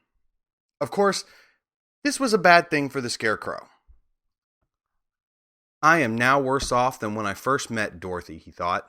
"Then I was stuck to a pole in a cornfield where I could make believe scare the crows, at any rate. But surely there is no use for a Scarecrow stuck on a pole in the middle of a river. I am afraid I shall never have any brains after all." Down the stream the raft floated, and the poor Scarecrow was left far behind. Then the Lion said, "Something must be done to save us. I think I can swim to the shore and pull the raft after me, if you will only hold fast to the tip of my tail." So he sprang into the water, and the Tin Woodman caught fast hold of his tail. Then the Lion began to swim with all his might toward the shore. It was hard work, although he was big, but by and by they were drawn out of the current, and then Dorothy took the Tin Woodman's long pole and helped push the raft to the land. They were all tired out when they reached the shore at last and stepped off upon the pretty green grass, and they also knew that the stream had carried them a long way past the road of yellow brick that led to the Emerald City. "What shall we do now?" asked the Tin Woodman as the Lion lay down on the grass to let the sun dry him. "We must get back to the road in some way," said Dorothy. "The best plan will be to walk along the river bank until we come to the road again," remarked the Lion. So when they were rested, Dorothy picked up her basket and they started along the grassy bank to the road from which the river had carried them. It was a lovely country with plenty of flowers and fruit trees and sunshine to cheer them, and had they not felt so sorry for the poor Scarecrow, they could have been very happy. They walked along as fast as they could, Dorothy only stopping once to pick a beautiful flower, and after a time the Tin Woodman cried out, "Look!" Then they all looked at the river and saw the Scarecrow perched upon his pole in the middle of the water, looking very lonely and sad. "What can we do to save him?" asked Dorothy. The Lion and the Woodman both shook their heads, for they did not know. So they sat down upon the bank and gazed wistfully at the Scarecrow until a stork flew by, who, upon seeing them, stopped to rest at the water's edge. "Who are you, and where are you going?" asked the stork. "I am Dorothy," answered the girl, "and these are my friends, the Tin Woodman and the Cowardly Lion, and we are going to the Emerald City." "This isn't the road," said the stork, as she twisted her long neck and looked sharply at the queer party. "I know it," returned Dorothy, "but we have lost the Scarecrow and are wondering how we shall get him again." "Where is he?" asked the stork. "Over there in the river," answered the little girl. "If he wasn't so big and heavy, I would get him for you," remarked the stork. "He isn't heavy a bit," said Dorothy eagerly, "for he is stuffed with straw, and if you will bring him back to us, we shall thank you ever and ever so much." "Well, I will try," said the stork, "but if I find he is too heavy to carry, I shall have to drop him in the river again." So the big bird flew into the air and over the water till she came to where the Scarecrow was perched upon his pole. Then the stork with her great claws grabbed the Scarecrow by the arm and carried him up into the air and back to the bank, where Dorothy and the Lion and the Tin Woodman and Toto were sitting. When the Scarecrow found himself among his friends again, he was so happy that he hugged them all, even the Lion and Toto, and as they walked along he sang "Tol-de-ree-dee-o" at every step. He felt so gay. "I was afraid I should have to stay in the river forever," he said, "but that kind stork saved me, and if I ever get any brains I shall find the stork again and do her some kindness in return." "That's all right," said the stork who was flying along beside them. "I always like to help anyone in trouble. But I must go now, for my babies are waiting in the nest for me. I hope you will find the Emerald City and that Oz will help you." "Thank you," replied Dorothy, and then the kind stork flew into the air and was soon out of sight. They walked along listening to the singing of the brightly colored birds and looking at the lovely flowers which now became so thick that the ground was carpeted with them. There were big yellow and white and blue and purple blossoms, beside great clusters of scarlet poppies, which were so brilliant in color they almost dazzled Dorothy's eyes. "Aren't they beautiful?" the girl asked, as she breathed in the spicy scent of the bright flowers. "I suppose so," answered the Scarecrow. "When I have brains, I shall probably like them better." "If I only had a heart, I should love them," added the Tin Woodman. "I always did like flowers," said the Lion. "They have seemed so helpless and frail. But there are none in the forest so bright as these." They now came upon more and more of the big scarlet poppies, and fewer of the other flowers, and soon they found themselves in the midst of a great meadow of poppies. Now it is well known that when there are many of these flowers together, their odor is so powerful that anyone who breathes it falls asleep, and if the sleeper is not carried away from the scent of the flowers, he sleeps on and on forever. But Dorothy did not know this, nor could she get away from the bright red flowers that were everywhere about. So presently her eyes grew heavy, and she felt she must sit down to rest and to sleep. But the Tin Woodman would not let her do this. "We must hurry and get back to the road of yellow brick before dark," he said, and the Scarecrow agreed with him. So they kept walking until Dorothy could stand no longer. Her eyes closed in spite of herself, and she forgot where she was and fell among the poppies, fast asleep. "What shall we do?" asked the Tin Woodman. "If we leave her here, she will die," said the lion. "The smell of the flowers is killing us all. I myself can scarcely keep my eyes open at all, and the dog is asleep already." It was true. Toto had fallen down beside the little mistress, but the Scarecrow and the Tin Woodman, not being made of flesh, were not troubled by the scent of the flowers. "Run fast," said the Scarecrow to the lion, "and get out of this deadly flower bed as soon as you can. We will bring the little girl with us, but if you should fall asleep, you are too big to be carried."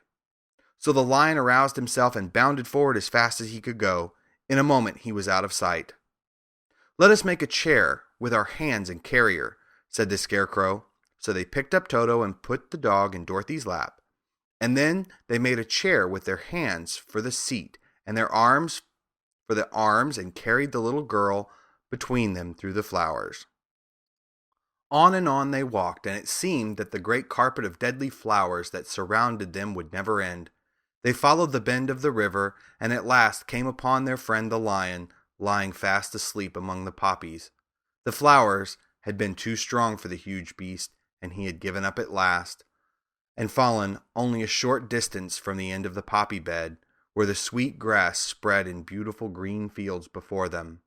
"We can do nothing for him," said the Tin Woodman sadly, "for he is much too heavy to lift. We must leave him here to sleep on forever, and perhaps he will dream that he has found courage at last." "I'm sorry," said the Scarecrow. "The lion was a very good comrade for one so cowardly, but let us go on." They carried the sleeping girl to a pretty spot beside the river, far enough from the poppy field to prevent her breathing any more of the poison of the flowers, and here they laid her gently on the soft grass and waited for the fresh breeze to awaken her. End of Chapter 8. Chapter 9. The Queen of the Field Mice. "We cannot be far from the road of yellow brick now," remarked the Scarecrow as he stood beside the girl, "for we have come nearly as far as the river carried us away." The Tin Woodman was about to reply when he heard a low growl, and turning his head, which worked beautifully on hinges, he saw a strange beast bounding over the grass towards them. It was indeed a great yellow wildcat, and the Woodman thought it must be chasing something, for its ears were lying close to its head, and its mouth was wide open, showing 2 rows of ugly teeth, while its red eyes glowed like balls of fire. As it came nearer, the Tin Woodman saw that running before the beast was a little gray field mouse, and although he had no heart, he knew that it was wrong for the wildcat to try to kill such a pretty, harmless creature.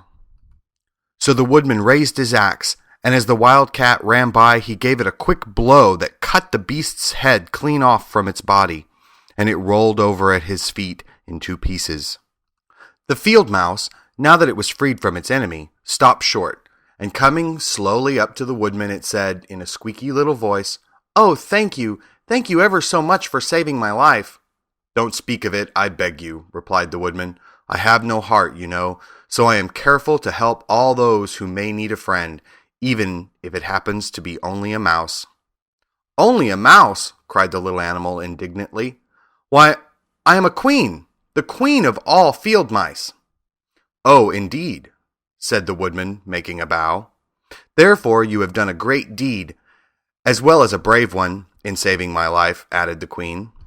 At that moment several mice were seen running up as fast as their little legs could carry them, and when they saw their queen they exclaimed, "Oh, your Majesty, we thought you would be killed. How did you manage to escape the great wildcat?" They all bowed so low to the little queen that they almost stood upon their heads. "This funny tin man," she answered, "killed the wildcat and saved my life, so hereafter you must all serve him and obey his slightest wish." "We will!" cried all the mice in a shrill chorus, and then they scampered in all directions, for Toto had awakened from his sleep, and seeing all these mice around him gave him one bark of delight and jumped right into the middle of the group. Toto had always loved to chase mice when he lived in Kansas, and he saw no harm in it. But the Tin Woodman caught the dog in his arms and held him tight, while he called to the mice, "Come back, come back! Toto shall not hurt you." At this the Queen of the Mice stuck her head out from underneath a clump of grass and asked in a timid voice, "Are you sure he will not bite us?"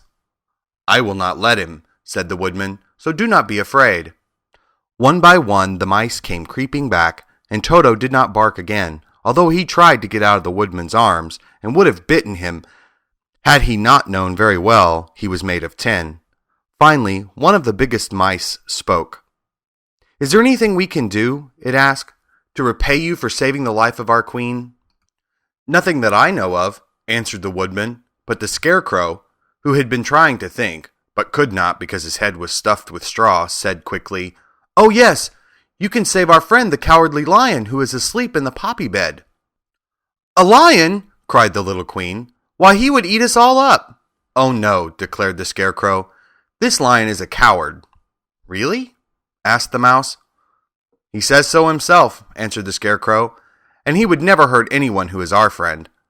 If you will help us to save him, I promise he shall treat you with all kindness." "Very well," said the queen. "We trust you. But what shall we do?" "Are there many of these mice which call you queen and are willing to obey you?" "Oh yes, there are thousands," she replied. "Then send for them all to come here as soon as possible, and let each one bring a long piece of string." The queen turned to the mice that attended her and told them to go at once and get all her people. As soon as they heard her orders, they ran away in every direction as fast as possible. "Now," said the scarecrow to the Tin Woodman, "you must go to those trees by the riverside and make a truck that will carry the lion." So the woodman went at once to the trees and began to work, and he soon made a truck out of the limbs of trees, from which he chopped away all the leaves and branches. He fastened it together with wooden pegs and made the four wheels out of short pieces of a big tree trunk. So fast and so well did he work that by the time the mice began to arrive, the truck was all ready for them. They came from all directions, and there were thousands of them, big mice and little mice and middle-sized mice, and each one brought a piece of string in his mouth. It was about this time that Dorothy woke from her long sleep and opened her eyes. She was greatly astonished to find herself lying upon the grass, with thousands of mice standing around and looking at her timidly. But the scarecrow told her about everything, and turning to the dignified little mouse, he said, "Permit me to introduce you to Her Majesty the Queen." Dorothy nodded gravely, and the Queen made a curtsy, after which she became quite friendly with the little girl. The scarecrow and the woodman now began to fasten the mice to the truck, using the strings they had brought. One end of a string was tied around the neck of each mouse, and the other end to the truck. Of course, the truck was 1,000 times bigger than any of the mice who were to draw it. But when all the mice had been harnessed, they were able to pull it quite easily. Even the scarecrow and the Tin Woodman could sit on it, and were drawn swiftly by their queer little horses to the place where the lion lay asleep. After a great deal of hard work, for the lion was heavy, they managed to get him up on the truck. Then the Queen hurriedly gave her people the order to start, for she feared if the mice stayed among the poppies too long, they also would fall asleep. At first, the little creatures, many though they were, could hardly stir the heavily loaded truck. But the woodman and the scarecrow both pushed from behind, and they got along better. Soon they rolled the lion out of the poppy bed to the green fields, where they could breathe the sweet, fresh air again, instead of the poisonous scent of the flowers. Dorothy came to meet them and thanked the little mice warmly for saving her companion from death. She had grown so fond of the big lion she was glad he had been rescued. Then the mice were unharnessed from the truck and scampered away through the grass to their homes. The Queen of the Mice was the last to leave. "If you ever need us again," she said, "come out into the field and call, and we shall hear you and come to your assistance. Goodbye." "Goodbye," they all answered, and away the Queen ran, while Dorothy held Toto tightly lest he should run after her and frighten her. After this they sat down beside the lion until he should awaken, and the scarecrow brought Dorothy some fruit from a tree nearby, which she ate for her dinner. The end of Chapter 9. Chapter 10. The Guardian of the Gate. It was some time before the Cowardly Lion awakened, for he had lain among the poppies a long while, breathing in their deadly fragrance. But when he did open his eyes and roll off the truck, he was very glad to find himself still alive. "I ran as fast as I could," he said, sitting down and yawning, "but the flowers were too strong for me. How did you get me out?" Then they told him of the field mice, and how they had generously saved him from death, and the Cowardly Lion laughed and said, I have always thought myself a very big and terrible, yet such little things as flowers came near to killing me, and such small animals as mice have saved my life. How strange it all is. But comrades, what shall we do now?" "We must journey on until we find the road of yellow brick again," said Dorothy, "and then we can keep on to the Emerald City." So the lion, being fully refreshed and feeling quite himself again, they all started upon the journey, greatly enjoying the walk through the soft, fresh grass, and it was not long before they reached the road of yellow brick and turned again toward the Emerald City where the great Oz dwelt. The road was smooth and well paved now, and the country about was beautiful, so that the travelers rejoiced in leaving the forest far behind, and with it the many dangers they had met in its gloomy shades. Once more they could see fences built beside the road, but these were painted green, and when they came to a small house in which a farmer evidently lived, that also was painted green. They passed by several of these houses during the afternoon, and sometimes people came to the doors and looked at them as if they would like to ask questions, but no one came near them, nor spoke to them because of the great lion, of which they were very much afraid. The people were all dressed in a clothing of lovely emerald green color, and wore peaked hats like those of the Munchkins. "This must be the land of Oz," said Dorothy, "and we are surely getting near the Emerald City." "Yes," answered the Scarecrow, "everything is green here, while in the country of the Munchkins blue was the favorite color.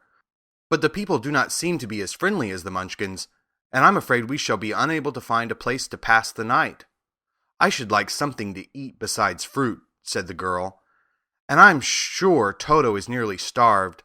Let us stop at the next house and talk to the people." So when they came to a good-sized farmhouse, Dorothy walked boldly up to the door and knocked. A woman opened it just far enough to look out and said, "What do you want, child? And why is that great lion with you?"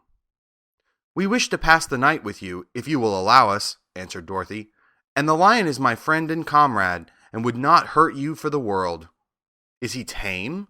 asked the woman, opening the door a little wider. "Oh, yes," said the girl, "and he is a great coward, too. He will be more afraid of you than you are of him."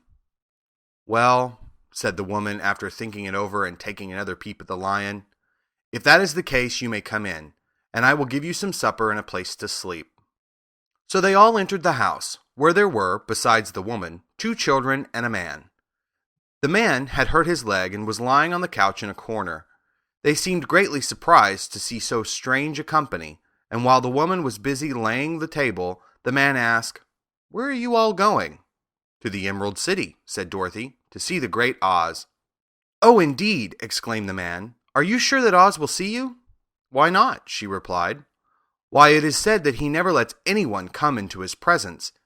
I have been to the Emerald City many times, and it is a beautiful and wonderful place, but I have never been permitted to see the great Oz, nor do I know of any living person who has seen him." "Does he never go out?" asked the Scarecrow. "Never. He sits day after day in the great throne room of his palace, and even those who wait upon him do not see him face to face." "What is he like?" asked the girl. "That is hard to tell," said the man thoughtfully. "You see, Oz is a great wizard, and he can take on any form he wishes. So that some say he looks like a bird, and some say he looks like an elephant, and some say he looks like a cat. To others, he appears as a beautiful fairy, or a brownie, or any other form that pleases him. But who the real Oz is, when is he in his own form, no living person can tell." "That is very strange," said Dorothy, "but we must try, in some way, to see him, or we shall have made our journey for nothing." "Why do you wish to see the terrible Oz?" asked the man. "I want him to give me some brains," said the Scarecrow eagerly. "Oh, Oz could do that easily enough," declared the man. "He has more brains than he needs." "And I want him to give me a heart," said the Tin Woodman. "That will not trouble him," continued the man, "for Oz has a large collection of hearts, of all sizes and shapes." "And I want him to give me courage," said the Cowardly Lion. "Oz keeps a great pot of courage in his throne room," said the man, "which he has covered with a golden plate, to keep it from running over. He will be glad to give you some." "And I want him to send me back to Kansas," said Dorothy. "Where is Kansas?" asked the man with surprise. "I don't know," replied Dorothy sorrowfully. "But it is my home, and I'm sure it's somewhere." "Very likely. Well, Oz can do anything, so I suppose he will find Kansas for you. But first you must get to see him, and that will be a hard task, for the Great Wizard does not like to see anyone, and he usually has his own way. But what do you want?" he continued, speaking to Toto. Toto only wagged his tail, for, strange to say, he could not speak. The woman now called to them that supper was ready, so they gathered around the table and Dorothy ate some delicious porridge and a dish of scrambled eggs and a plate of nice white bread, and enjoyed her meal. The lion ate some of the porridge but did not care for it, saying it was made from oats, and oats were food for horses, not for lions. The Scarecrow and the Tin Woodman ate nothing at all. Toto ate a little of everything and was glad to get a good supper again. The woman now gave Dorothy a bed to sleep in, and Toto lay down beside her, while the lion guarded the door of her room so she might not be disturbed. The Scarecrow and the Tin Woodman stood up in a corner and kept quiet all night, although of course they could not sleep. The next morning, as soon as the sun was up, they started on their way, and soon saw a beautiful green glow in the sky just before them. "That must be the Emerald City," said Dorothy. As they walked on, the green glow became brighter and brighter, and it seemed that at last they were nearing the end of their travels. Yet it was afternoon before they came to the great wall that surrounded the city. It was high and thick and of a bright green color. In front of them, and at the end of the road of yellow brick, was a big gate, all studded with emeralds that glittered so in the sun that even the painted eyes of the Scarecrow were dazzled by their brilliancy. There was a bell beside the gate, and Dorothy pushed the button and heard a silvery tinkle sound within. Then the big gate swung slowly open, and they all passed through and found themselves in a high arched room, the walls of which glistened with countless emeralds. Before them stood a little man about the same size as the Munchkins. He was clothed all in green, from his head to his feet, and even his skin was of a greenish tint. At his side was a large green box. When he saw Dorothy and her companions, the man asked, "What do you wish in the Emerald City?" "We came here to see the Great Oz," said Dorothy. The man was so surprised at this answer, he sat down to think it over. "It has been many years since anyone asked me to see Oz," he said, shaking his head in perplexity. "He is powerful and terrible, and if you come on an idle or foolish errand to bother the wise reflections of the Great Wizard, he might be angry and destroy you all in an instant." "But it is not a foolish errand, nor an idle one," replied the Scarecrow. "It is important, and we have been told that Oz is a good wizard."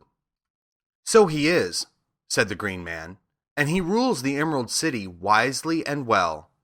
But to those who are not honest, or who approach him from curiosity, he is most terrible, and few have ever dared ask to see his face. I am the guardian of the gates, and since you demand to see the Great Oz, I must take you to his palace. But first, you must put on the spectacles." "Why?" asked Dorothy. "Because if you do not wear spectacles, the brightness and glory of the Emerald City would blind you. Even those who live in the city must wear spectacles night and day. They are all locked on, for Oz so ordered it when the city was first built, and I have the only key that will unlock them." He opened the big box, and Dorothy saw that it was filled with spectacles of every size and shape. All of them had green glasses in them. The guardian of the gates found a pair that would just fit Dorothy and put them over her eyes.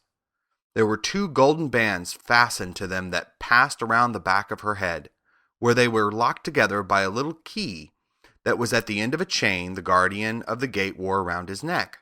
When they were on, Dorothy could not take them off had she wished, but of course she did not wish to be blinded by the glare of the Emerald City, so she said nothing. Then the Green Man fitted spectacles for the Scarecrow and the Tin Woodman and the Lion, and even on little Toto, and all were locked fast with the key. Then the guardian of the gates put on his own glasses and told them he was ready to show them to the palace. Taking a big golden key from a peg on the wall, he opened another gate, and they all followed him through the portal into the streets of the Emerald City. End of Chapter 10. Chapter 11. The Wonderful City of Oz. By the green spectacles, Dorothy and her friends were at first dazzled by the brilliancy of the wonderful city. The streets were lined with beautiful houses, all built of green marble and studded everywhere with sparkling emeralds. They walked over a pavement of the same green marble, and where the blocks were joined together were rows of emeralds set closely and glittering in the brightness of the sun. The window panes were of green glass. Even the sky above the city had a green tint, and the rays of the sun were green. There were many people, men, women, and children, walking about, and these were all dressed in green clothes and had greenish skins. They looked at Dorothy and her strangely assorted company with wondering eyes, and the children all ran away and hid behind their mothers when they saw the lion, but no one spoke to them.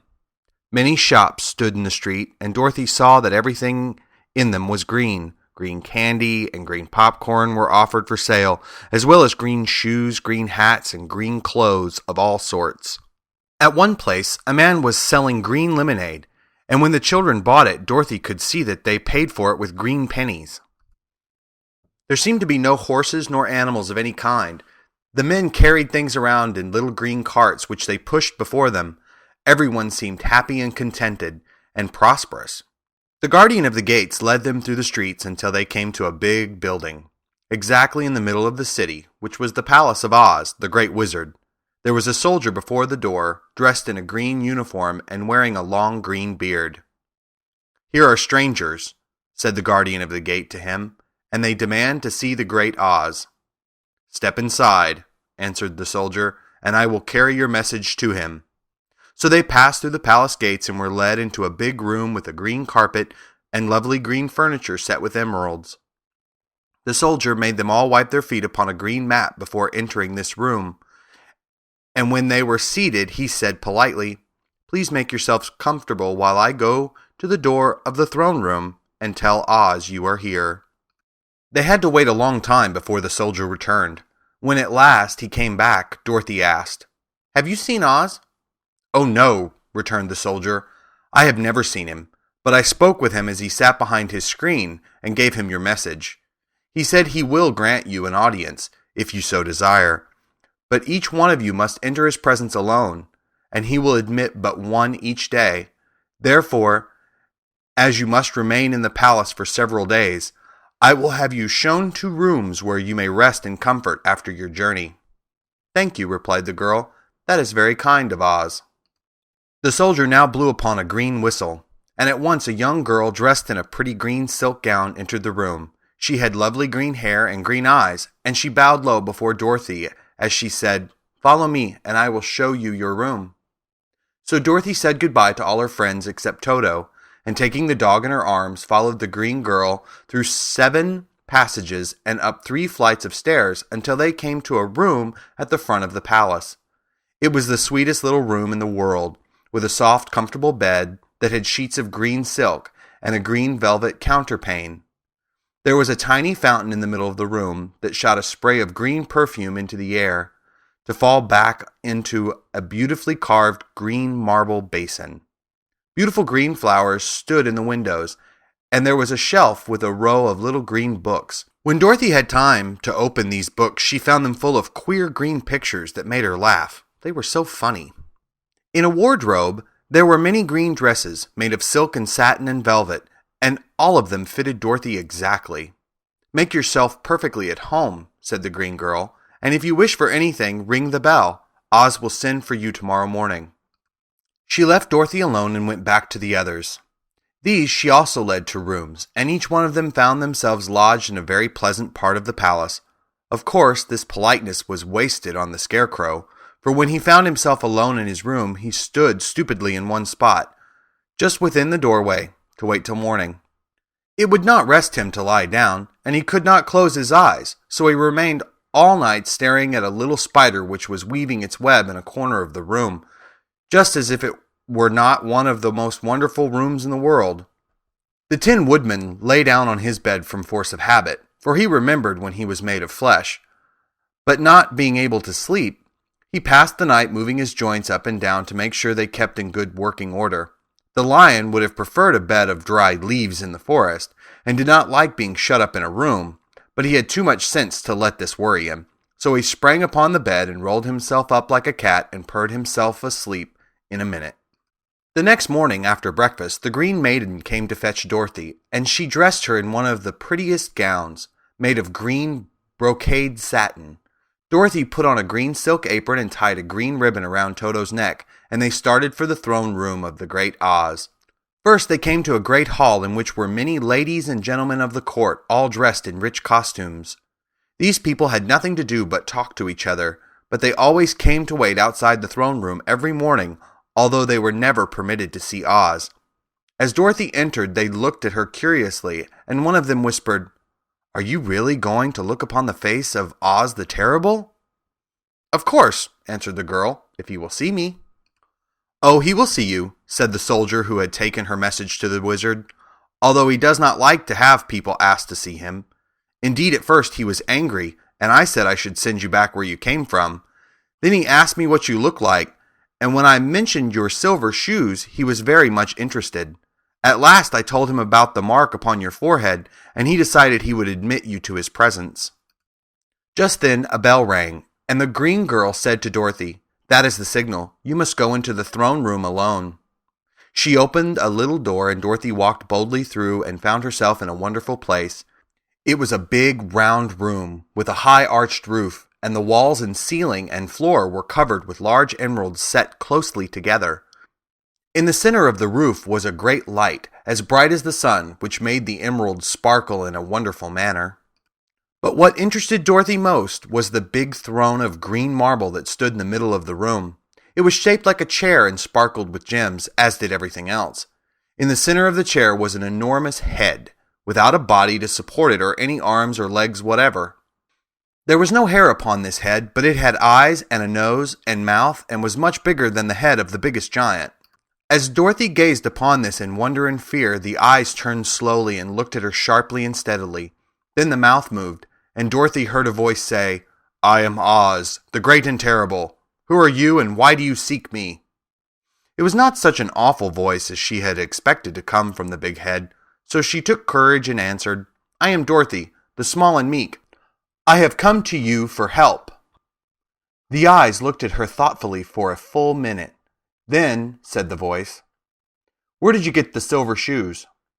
"I got them from the Wicked Witch of the East when my house fell on her and killed her," she replied.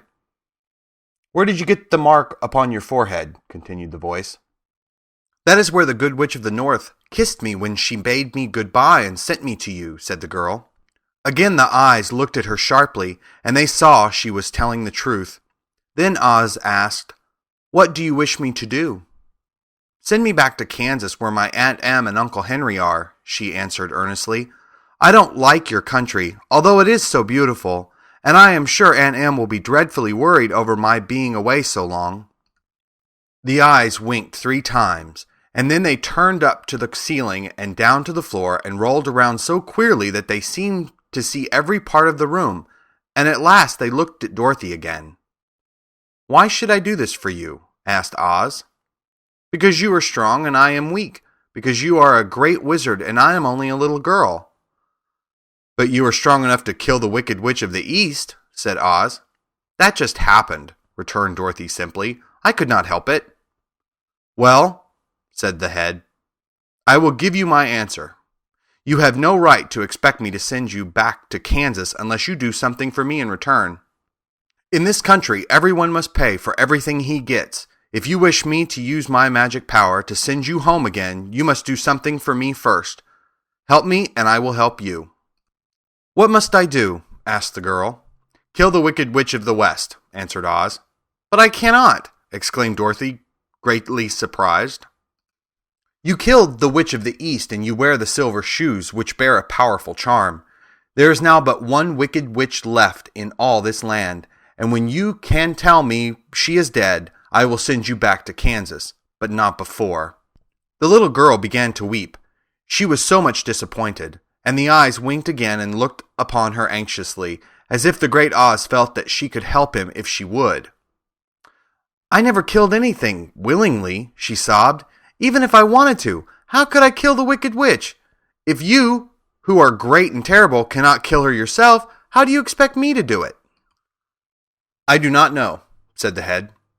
"But that is my answer, and until the wicked witch dies, you will not see your uncle and aunt again. Remember that the witch is wicked, tremendously wicked, and ought to be killed. Now go, and do not ask to see me again until you have done your task." Sorrowfully, Dorothy left the throne room and went back to where the Lion and the Scarecrow and the Tin Woodman were waiting to hear what Oz had said to her. "There is no hope for me," she said sadly, "for Oz will not send me home until I have killed the Wicked Witch of the West, and that I can never do." Her friends were sorry, but could do nothing to help her, so Dorothy went to her own room and lay down on the bed and cried herself to sleep. The next morning, the soldier with the green whiskers came to the Scarecrow and said, "Come with me, for Oz has sent for you."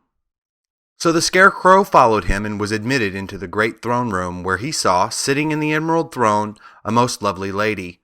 She was dressed in green silk gauze and wore upon her flowing green locks a crown of jewels. Growing from her shoulders were wings, gorgeous in color and so light that they fluttered if the slightest breath of air reached them. When the Scarecrow had bowed as prettily as his straw stuffing would let him before this beautiful creature, she looked upon him sweetly and said, "I am Oz, the great and terrible. Who are you, and why do you seek me?" Now the Scarecrow, who had expected to see the great head Dorothy had told him of, was much astonished, but he answered her bravely, "I am only a scarecrow, stuffed with straw. Therefore I have no brains, and I come to you praying that you will put brains in my head instead of straw, so that I may become as much a man as any other in your dominions." "Why should I do this for you?" asked the lady. "Because you are wise and powerful, and no one else can help me," answered the Scarecrow. "I never grant favors without some return," said Oz, "but this much I will promise. If you will kill for me the Wicked Witch of the West, I will bestow upon you a great many brains, and such good brains that you will be the wisest man in all the land of Oz."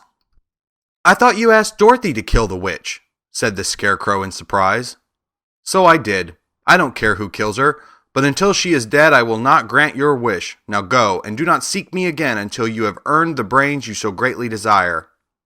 The Scarecrow went sorrowfully back to his friends and told them what Oz had said, and Dorothy was surprised to find that the great wizard was not a head, as she had seen him, but a lovely lady. "All the same," said the Scarecrow, "she needs a heart as much as the Tin Woodman." On the next morning, the soldier with the green whiskers came to the Tin Woodman and said, "Oz has sent for you. Follow me." So the Tin Woodman followed him and came to the great throne room. He did not know whether he would find Oz a lovely lady or a head, but he hoped it would be the lovely lady. "For," he said to himself, "if it is the head, I am sure I shall not be given a heart, since a head has no heart of its own and therefore cannot feel for me. But if it is the lovely lady, I shall beg hard for a heart, for all ladies are themselves said to be kindly-hearted." But when the Woodman entered the great throne room, he saw neither the head nor the lady, for Oz had taken the shape of a most terrible beast. It was nearly as big as an elephant, and the green throne seemed hardly strong enough to hold its weight. The beast had a head like that of a rhinoceros, only there were 5 eyes in its face. There were 5 long arms growing out of its body, and it also had 5 long, slim legs. Thick woolly hair covered every part of it, and a more dreadful-looking monster could not be imagined. It was fortunate the Tin Woodman had no heart at the moment, for it would have beat loud and fast from terror. But being only 10, the Woodman was not at all afraid, although he was much disappointed. "I am Oz, the great and terrible," spoke the beast in a voice that was one great roar. "Who are you, and why do you seek me?" "I am a woodman, and made of tin. Therefore I have no heart, and cannot love. I pray you to give me a heart that I may be as other men are." "Why should I do this?" demanded the beast. "Because I ask it, and you alone can grant my request," answered the woodman. Oz gave a low growl at this, but said gruffly, "If you indeed desire a heart, you must earn it." "How?" asked the woodman. "Help Dorothy to kill the Wicked Witch of the West," replied the beast. "When the witch is dead, come to me, and I will then give you the biggest and kindest and most loving heart in all the land of Oz." So the Tin Woodman was forced to return sorrowfully to his friends and tell them of the terrible beast he had seen. They all wondered greatly at the many forms the great wizard could take upon himself, and the lion said, "If he is a beast when I go to see him, I shall roar my loudest, and so frighten him that he will grant all I ask. And if he is the lovely lady, I shall pretend to spring upon her, and so compel her to do my bidding. And if he is the great head, he will be at my mercy, for I will roll his head all about the room until he promises to give us what we desire. So be of good cheer, my friends, for all will yet be well."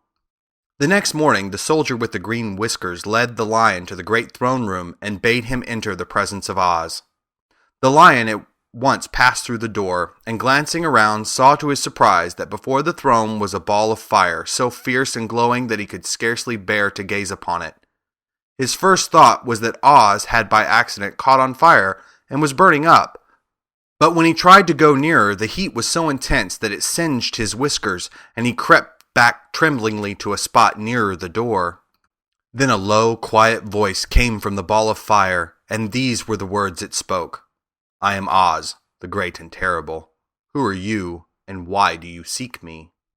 And the lion answered, "I am a cowardly lion, afraid of everything.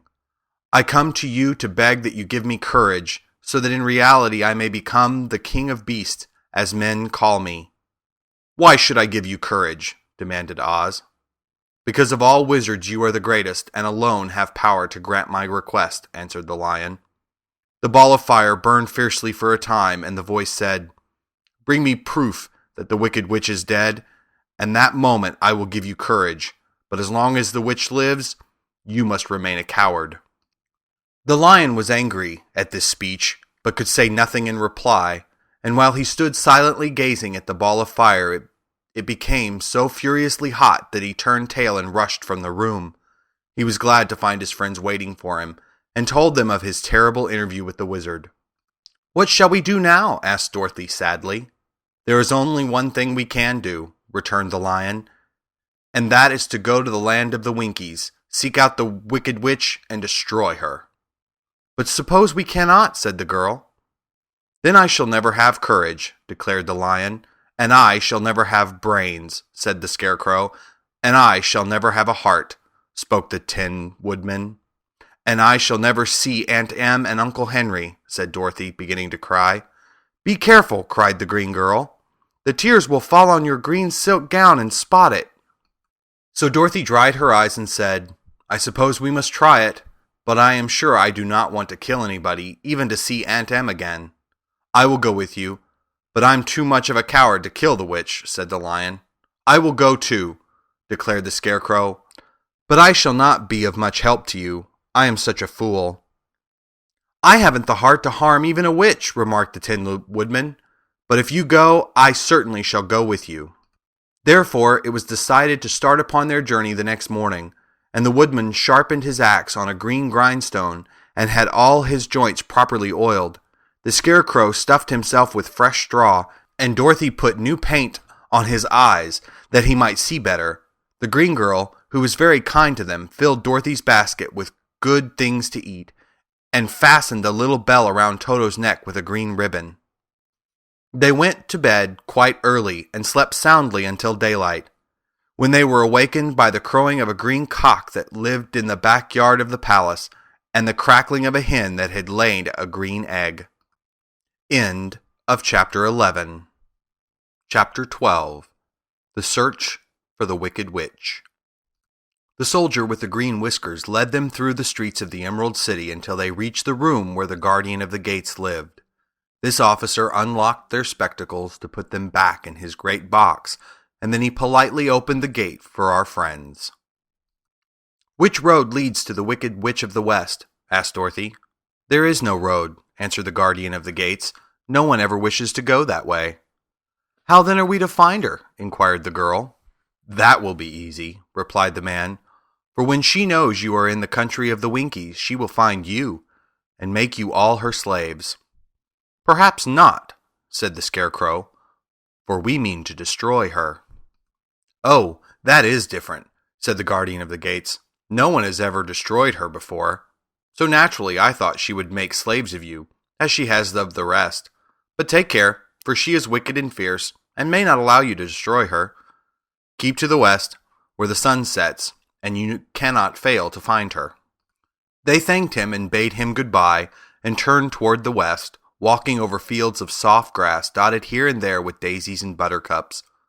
Dorothy still wore the pretty silk dress she had put on in the palace, but now, to her surprise, she found it was no longer green, but pure white. The ribbon around Toto's neck had also lost its green color, and was as white as Dorothy's dress. The Emerald City was soon left far behind. As they advanced, the ground became rougher and hillier, for there was no farms nor houses in this country of the West, and the ground was untilled. In the afternoon, the sun shone hot in their faces, for there were no trees to offer them shade, so that before night Dorothy and Toto and the lion were tired and lay down upon the grass and fell asleep, with the woodman and the scarecrow keeping watch. Now the wicked witch of the West had but one eye, yet that was as powerful as a telescope, and she could see everywhere. So, as she sat in the door of her castle, she happened to look around and saw Dorothy lying asleep with her friends all about. They were a long distance off, but the wicked witch was angry to find them in her country, so she blew upon a silver whistle that hung around her neck. At once there came running to her from all directions a pack of great wolves. They had long legs and fierce eyes and sharp teeth. "Go to those people," said the witch, "and tear them to pieces." "Are you not going to make them your slaves?" asked the leader of the wolves. "No," she answered. "One is of tin, and one of straw. One is a girl, and another a lion. None of them is fit to work, so you may tear them into small pieces."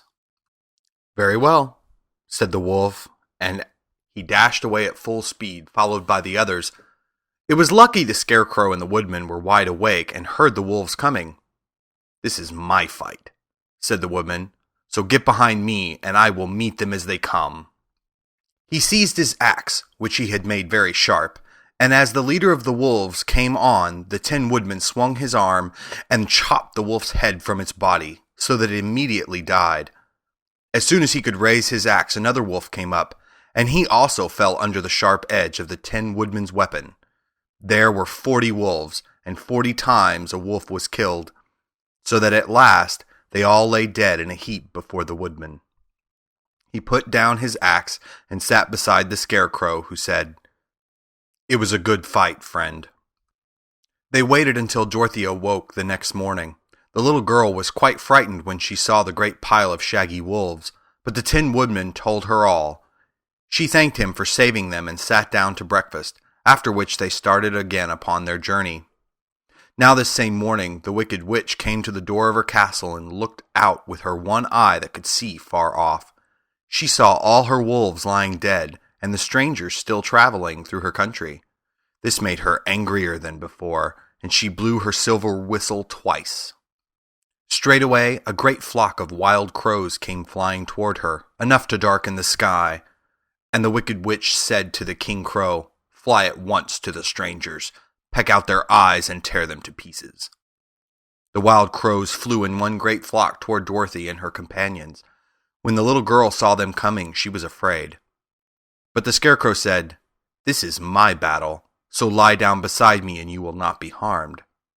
So they all lay upon the ground except the scarecrow, and he stood up and stretched out his arms, and when the crows saw him they were frightened, as these birds always are by scarecrows, and did not dare to come any nearer. But the King Crow said, "It is only a stuffed man. I will peck his eyes out." The King Crow flew at the scarecrow, who caught it by the head and twisted its neck until it died. And then another crow flew at him, and the scarecrow twisted its neck also. There were 40 crows, and 40 times the scarecrow twisted a neck, until at last all were lying dead beside him. Then he called to his companions to rise, and again they went upon their journey. When the wicked witch looked out again and saw all her crows lying in a heap, she got into a terrible rage, and blew 3 times upon her silver whistle. Forthwith there was heard a great buzzing in the air, and a swarm of black bees came flying toward her. "Go to the strangers and sting them to death," commanded the witch, and the bees turned and flew rapidly until they came to where Dorothy and her friends were walking. But the woodman had seen them coming, and the scarecrow had decided what to do.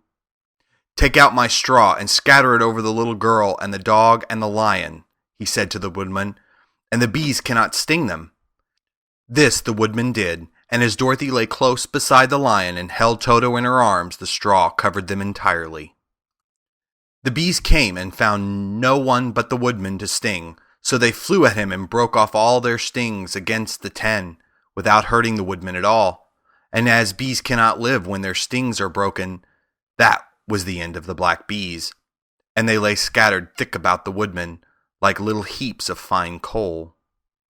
Then Dorothy and the lion got up, and the girl helped the Tin Woodman put the straw back into the scarecrow again until he was as good as ever, so they started upon their journey once more.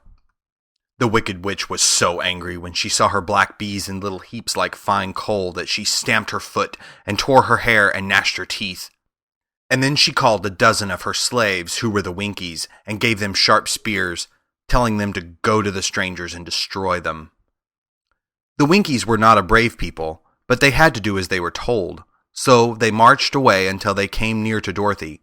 Then the lion gave a great roar and sprang towards them, and the poor Winkies were so frightened that they ran back as fast as they could. When they returned to the castle, the Wicked Witch beat them well with a strap and sent them back to their work, after which she sat down to think what she would do next. She could not understand how all her plans to destroy these strangers had failed. But she was a powerful witch, as well as a wicked one, and she soon made up her mind how to act. There was, in her cupboard, a golden cap, with a circle of diamonds and rubies running round it. This golden cap had a charm. Whoever owned it could call 3 times upon the winged monkeys, who would obey any order they were given. But no person could command these strange creatures more than 3 times. Twice already the Wicked Witch had used the charm of the cap. Once was when she had made the Winkies her slaves, and set herself to rule over their country. The winged monkeys had helped her do this. The second time was when she had fought against the great Oz himself, and had driven him out of the land of the West. The winged monkeys had also helped her in doing this. Only once more could she use this golden cap, for which reason she did not like to do so until all her other powers were exhausted. But now that her fierce wolves and her wild crows and her stinging bees were gone, and her slaves had been scared away by the cowardly lion, she saw that there was only one way left to destroy Dorothy and her friends.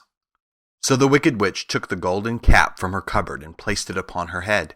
Then she stood upon her left foot and said slowly, "Epi, Peppy, Kaki." Then she stood upon her right foot and said, "Hillo, holo, hello." After this she stood upon both feet and cried in a loud voice, "Zizzy, Zuzzy, Zick." Now the charm began to work. The sky was darkened, and a low rumbling sound was heard in the air. There was a rushing of many wings, a great chattering and laughing, and the sun came out of the dark sky to show the Wicked Witch surrounded by a crowd of monkeys, each with a pair of immense and powerful wings on its shoulders. One, much bigger than the others, seemed to be their leader. He flew close to the witch and said, "You have called us for the 3rd and last time. What do you command?" "Go to the strangers who are within my land and destroy them, all except the lion," said the Wicked Witch. "Bring that beast to me, for I have a mind to harness him like a horse and make him work." "Your command shall be obeyed," said the leader. Then, with a great deal of chattering and noise, the winged monkeys flew away to the place where Dorothy and her friends were walking. Some of the monkeys seized the Tin Woodman and carried him through the air until they were over a country thickly covered with sharp rocks. Here they dropped the poor woodman, who fell a great distance to the rocks, where he lay so battered and dented that he could neither move nor groan. Others of the monkeys caught the scarecrow, and with their long fingers pulled all of the straw out of his clothes and head. They made his hat and boots and clothes into a small bundle and threw it onto the top branches of a tall tree. The remaining monkeys threw pieces of stout rope around the lion and wound many coils around his body and head and legs until he was unable to bite or scratch or struggle in any way. Then they lifted him up and flew away with him to the witch's castle, where he was placed in a small yard with a high iron fence around it so that he could not escape. But Dorothy they did not harm at all. She stood with Toto in her arms, watching the sad fate of her comrades and thinking it would soon be her turn. The leader of the winged monkeys flew up to her, his long, hairy arms stretched out and his ugly face grinning terribly. But he saw the mark of the good witch's kiss upon her forehead and stopped short, motioning to the others not to touch her. "We dare not harm this little girl," he said to them, "for she is protected by the power of good, and that is greater than the power of evil. All we can do is to carry her to the castle of the wicked witch and leave her there." So, carefully and gently, they lifted Dorothy in their arms and carried her swiftly through the air until they came to the castle, where they set her down upon the front doorstep. Then the leader said to the witch, "We have obeyed you as far as we were able. The Tin Woodman and the Scarecrow are destroyed, and the lion is tied up in your yard.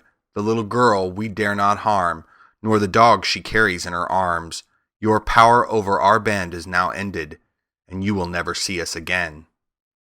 Then all the winged monkeys, with much laughing and chattering and noise, flew into the air and were soon out of sight. The wicked witch was both surprised and worried when she saw the mark on Dorothy's forehead, for she knew well that neither the winged monkeys nor she herself dare hurt the girl in any way. She looked down at Dorothy's feet, and seeing the silver shoes, began to tremble with fear, for she knew that a powerful charm belonged to them. At first the witch was tempted to run away from Dorothy, but she happened to look into the child's eyes and saw how simple the soul behind them was, and that the little girl did not know of the wonderful power the silver shoes gave her. So the wicked witch laughed to herself and thought, "I can still make her my slave, for she does not know how to use her power." Then she said to Dorothy harshly and severely, "Come with me, and see that you mind everything I tell you, for if you do not, I will make an end of you, as I did of the 10 Woodmen and the Scarecrow." Dorothy followed her through many of the beautiful rooms in her castle until they came to the kitchens, where the witch bade her clean the pots and kettles and sweep the floor and keep the fire fed with wood. Dorothy went to work meekly, with her mind made up to work as hard as she could, for she was glad the wicked witch had decided not to kill her. With Dorothy hard at work, the witch thought she would go into the courtyard and harness the Cowardly Lion like a horse. It would amuse her, she was sure, to make him draw her chariot whenever she wished to go to drive. But as she opened the gate, the lion gave a loud roar and bounded at her so fiercely that the witch was afraid and ran out and shut the gate again. "If I cannot harness you," said the witch to the lion, speaking through the bars of the gate, "I can starve you. You shall have nothing to eat until you do as I wish." So after that she took no food to the imprisoned lion, but every day she came to the gate at noon and asked, "Are you ready to be harnessed like a horse?" And the lion would answer, "No, if you come in this yard, I will bite you." The reason the lion did not have to do as the witch wished was that every night, while the woman was asleep, Dorothy carried him food from the cupboard. After he had eaten, he would lie down on his bed of straw, and Dorothy would lie down beside him and put her head in his soft, shaggy mane, while they talked of their troubles and tried to plan some way to escape. But they could find no way to get out of the castle, for it was constantly guarded by the yellow Winkies, who were the slaves of the wicked witch, and were too afraid of her not to do as she told them. The girl had to work hard during the day, and often the witch threatened to beat her with the same old umbrella she always carried in her hand. But in truth, she did not dare to strike Dorothy because of the mark upon her forehead. The child did not know this and was full of fear for herself and Toto. Once the witch struck Toto a blow with her umbrella, and the brave little dog flew at her and bit her leg in return. The witch did not bleed where she was bitten, for she was so wicked that the blood in her had dried up many years before. Dorothy's life became very sad, as she grew to understand that it would be harder than ever to get back to Kansas and Aunt Em again. Sometimes she would cry bitterly for hours, with Toto sitting at her feet and looking into her face, whining dismally to show how sorry he was for his little mistress. Toto did not really care whether he was in Kansas or the land of Oz so long as Dorothy was with him, but he knew the little girl was unhappy, and that made him unhappy too. Now the Wicked Witch had a great longing to have for her own the silver shoes which the girl always wore. Her bees and her crows and her wolves were lying in heaps and drying up, and she had used up all the power of the golden cap. But if she could only get a hold of the silver shoes, they would give her more power than all the other things she had lost. She watched Dorothy carefully to see if she ever took off her shoes, thinking she might steal them. But the child was so proud of her pretty shoes that she never took them off, except at night when she took her bath. The witch was too much afraid of the dark to dare go into Dorothy's room at night to take the shoes, and her dread of water was greater than her fear of the dark, so she never came near when Dorothy was bathing. Indeed, the old witch never touched water, nor ever let water touch her in any way. But the wicked creature was very cunning, and she finally thought of a trick that would give her what she wanted. She placed a bar of iron in the middle of the kitchen floor, and then, by her magic arts, made the iron invisible to human eyes, so that when Dorothy walked across the floor, she stumbled over the bar, not being able to see it, and fell at full length. She was not much hurt, but in her fall, one of the silver shoes came off, and before she could reach it, the witch had snatched it away and put it on her own skinny foot. The wicked woman was greatly pleased with the success of her trick, for as long as she had one of the shoes, she owned half the power of their charm, and Dorothy could not use it against her, even had she known how to do so. The little girl, seeing she had lost one of her pretty shoes, grew angry, and said to the witch, "Give me back my shoe." "I will not," retorted the witch, "for it is now my shoe, and not yours." "You are a wicked creature," cried Dorothy. "You have no right to take my shoe from me." "I shall keep it just the same," said the witch, laughing at her, "and someday I shall get the other one from you too."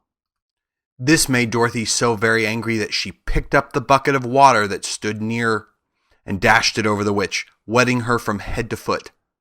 Instantly the wicked woman gave a loud cry of fear, and then, as Dorothy looked at her in wonder, the witch began to shrink and fall away. "See what you have done," she screamed. "In a minute I shall melt away."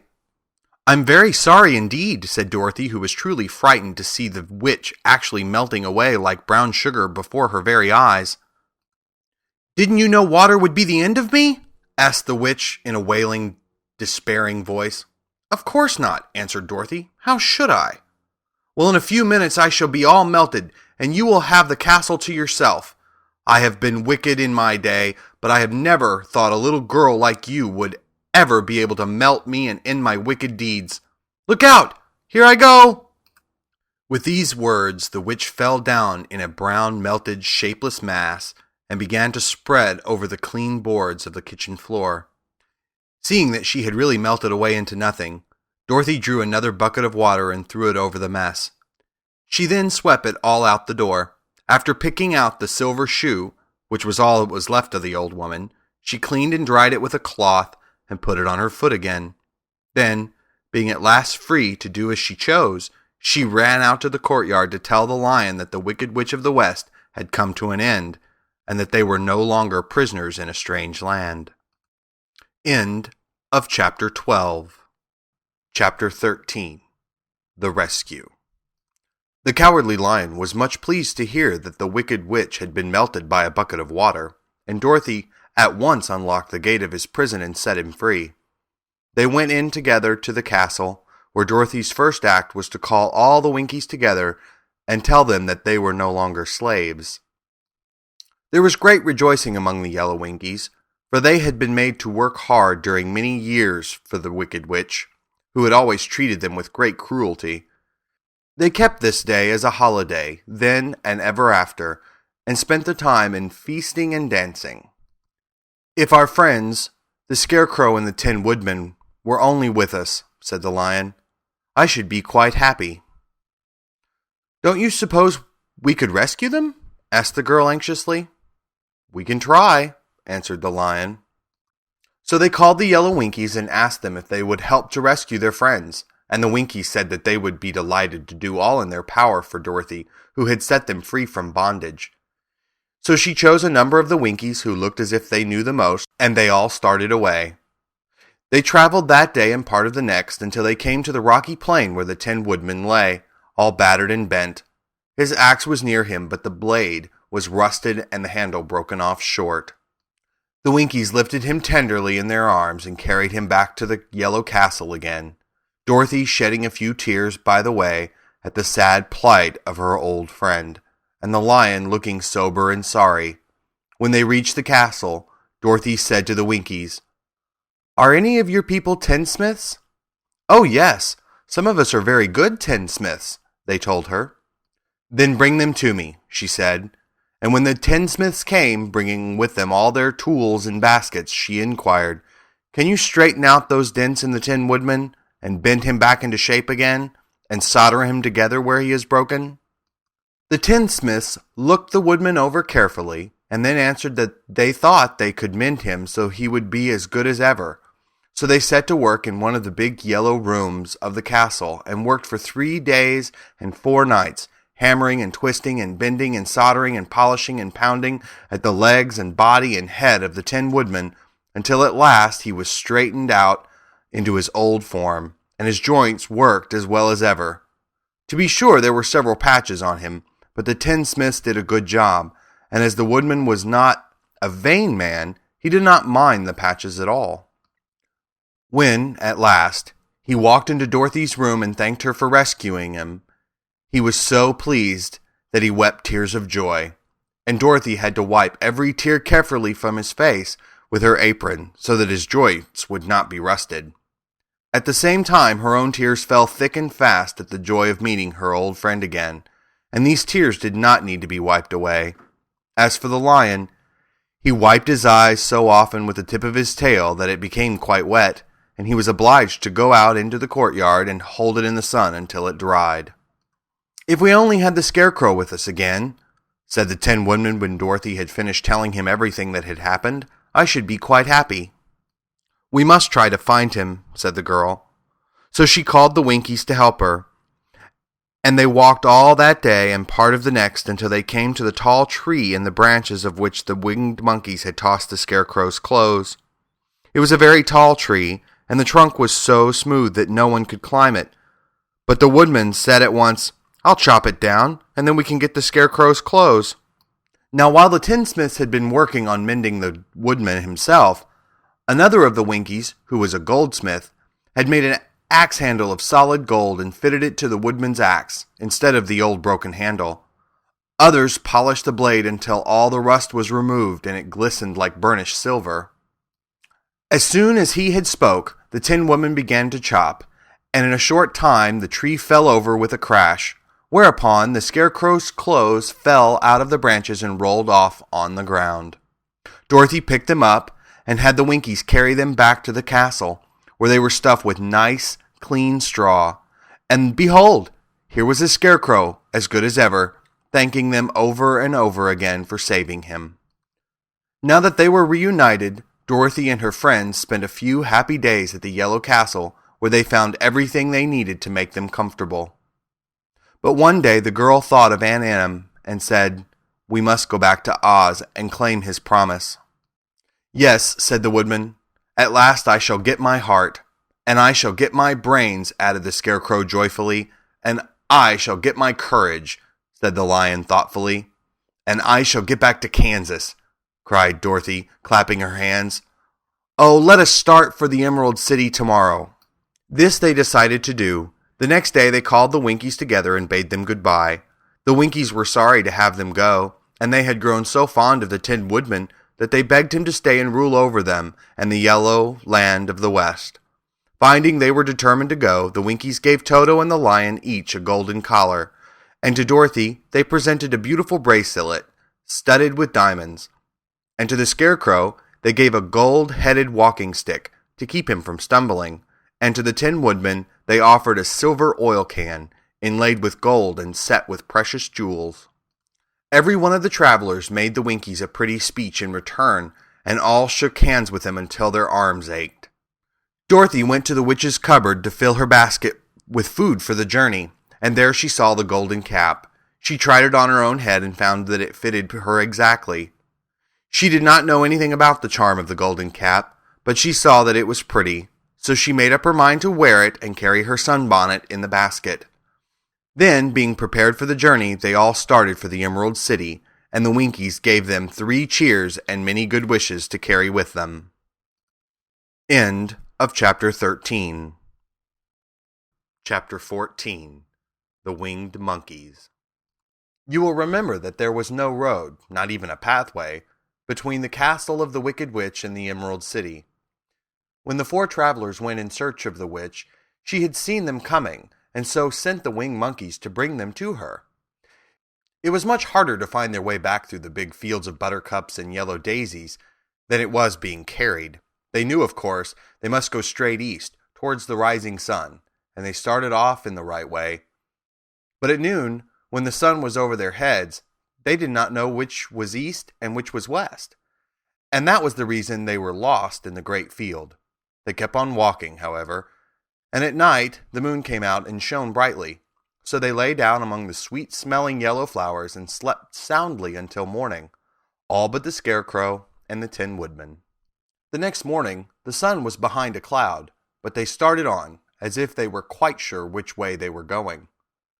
"If we walk far enough," said Dorothy, "I am sure we shall sometime come to some place." But day by day passed away, and they still saw nothing before them but the scarlet field. The Scarecrow began to grumble a bit. "We have surely lost our way," he said, "and unless we find it again in time to reach the Emerald City, I shall never get my brains." "Nor I a heart," declared the Tin Woodman. "It seems to me that I can scarcely wait till I get to Oz, and you must admit that this is a very long journey." "You see," said the Cowardly Lion with a whimper, "I haven't the courage to keep tramping forever without getting anywhere at all." Then Dorothy lost heart. She sat down on the grass and looked at her companions, and they sat down and looked at her. And Toto found that for the first time in his life he was too tired to chase a butterfly that flew past his head. So he put out his tongue and panted and looked at Dorothy as if to ask what they should do next. "Suppose we call the field mice," she suggested. "They could probably tell us the way to the Emerald City." "To be sure they could," cried the Scarecrow. "Why didn't we think of that before?" Dorothy blew the little whistle that she had always carried about her neck since the Queen of the Mice had given it to her. In a few minutes they heard the pattering of tiny feet, and many of the small gray mice came running up to her. Among them was the Queen herself, who asked in a squeaky little voice, "What can I do for my friends?" "We have lost our way," said Dorothy. "Can you tell us where the Emerald City is?" "Certainly," answered the Queen. "But it is a great way off, for you have had it at your backs all this time." Then she noticed Dorothy's golden cap and said, "Why don't you use the charm of the cap and call the winged monkeys to you? They will carry you to the city of Oz in less than an hour." "I didn't know there was a charm," answered Dorothy in surprise. "What is it?" "It is written inside the golden cap," replied the Queen of the Mice. "But if you are going to call the winged monkeys, we must run away, for they are full of mischief and think it great fun to plague us." "Won't they hurt me?" asked the girl anxiously. "Oh no, they must obey the wearer of the cap. Goodbye," and she scampered out of sight with all the mice hurrying after her.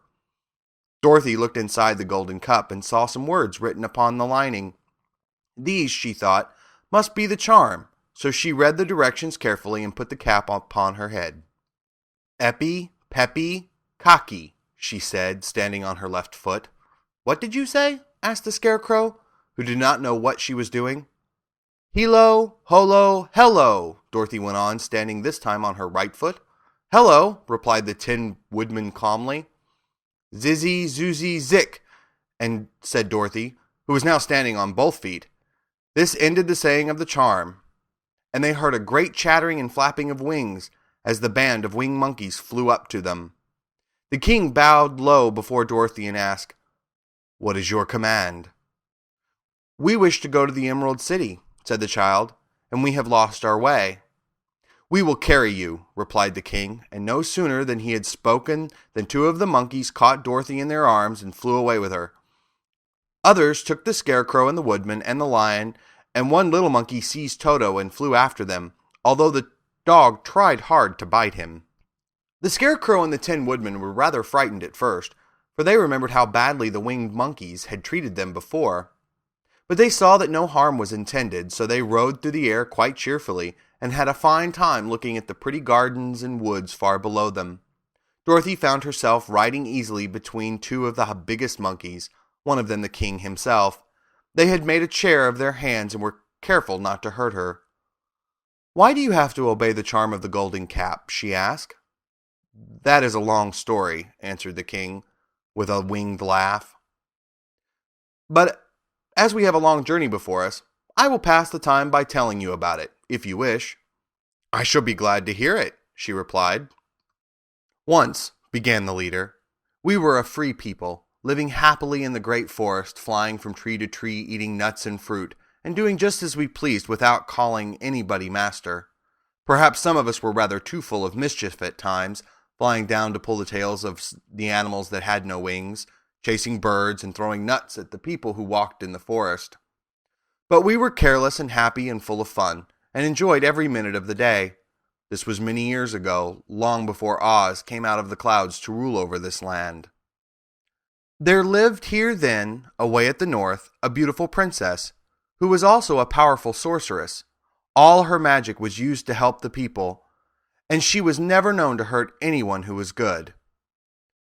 Her name was Gaylayet, and she lived in a handsome palace built from great blocks of ruby. Everyone loved her, but her greatest sorrow was that she could find no one to love in return, since all the men were much too stupid and ugly to mate with one so beautiful and wise. At last, however, she found a boy who was handsome and manly and wise beyond his years. Gaylayet made up her mind that when he grew to be a man, she would make him her husband. So she took him to her ruby palace and used all her magic powers to make him as strong and good and lovely as any woman could wish. When he grew to manhood, Kulala, as he was called, was said to be the best and wisest man in all the land, while his manly beauty was so great that Gaylayet loved him dearly and hastened to make everything ready for the wedding. My grandfather was at the time the king of the winged monkeys, which lived in the forest near Gaylayet's palace, and the old fellow loved a joke better than a good dinner.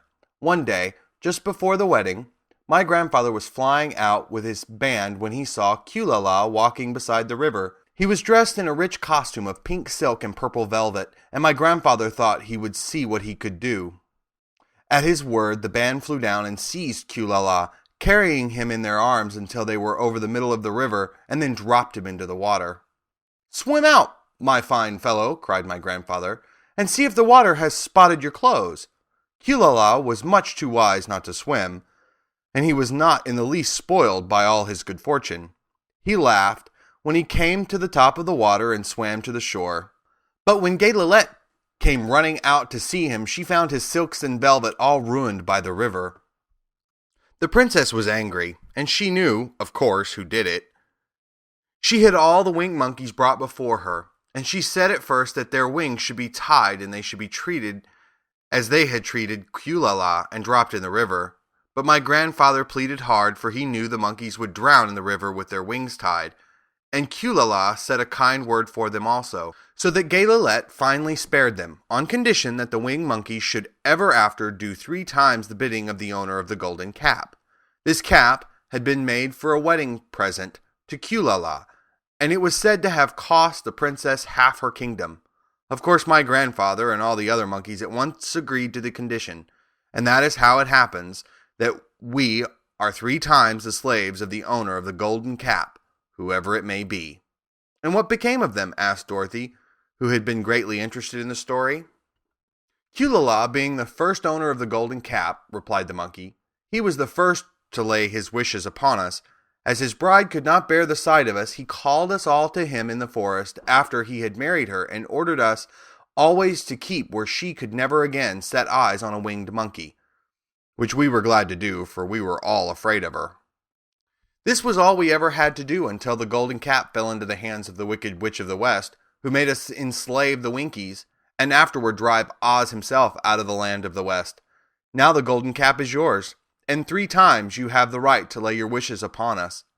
As the Monkey King finished his story, Dorothy looked down and saw the green, shining walls of the Emerald City before them. She wondered at the rapid flight of the monkeys, but was glad the journey was over. The strange creatures set the travelers down carefully before the gate of the city. The king bowed low to Dorothy and then flew away swiftly, followed by all his band. "That was a good ride," said the little girl. "Yes, and a quick way out of our troubles," replied the lion. "How lucky it was you brought away that wonderful cap." End of chapter 14.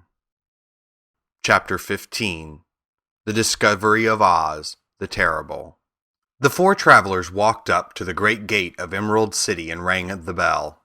After ringing several times, it was opened by the same guardian of the gates they had met before.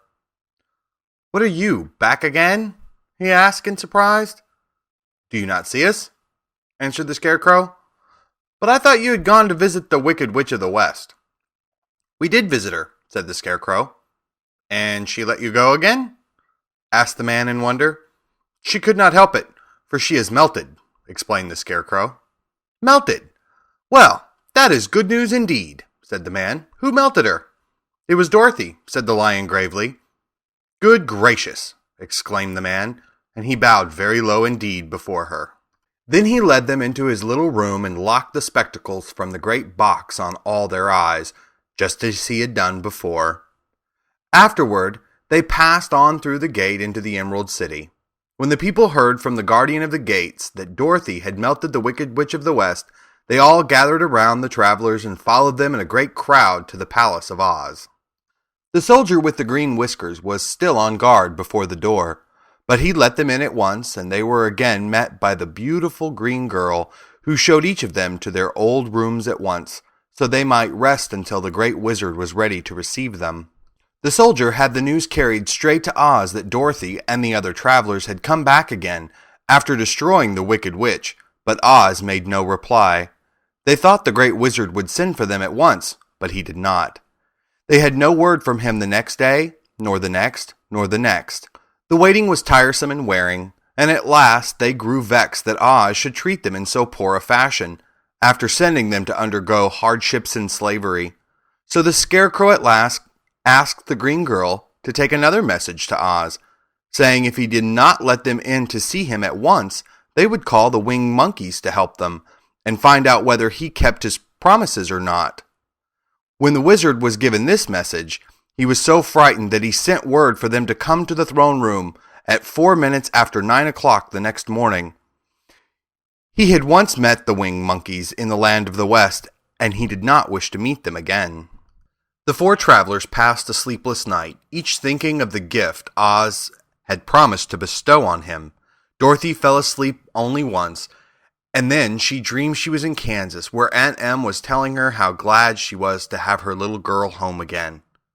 Promptly at 9 o'clock the next morning, the green-whiskered soldier came to them, and 4 minutes later, they all went into the throne room of the great Oz.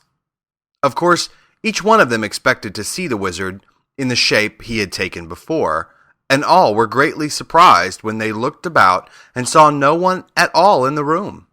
They kept close to the door and closer to one another, for the stillness of the empty room was more dreadful than any of the forms they had seen Oz take.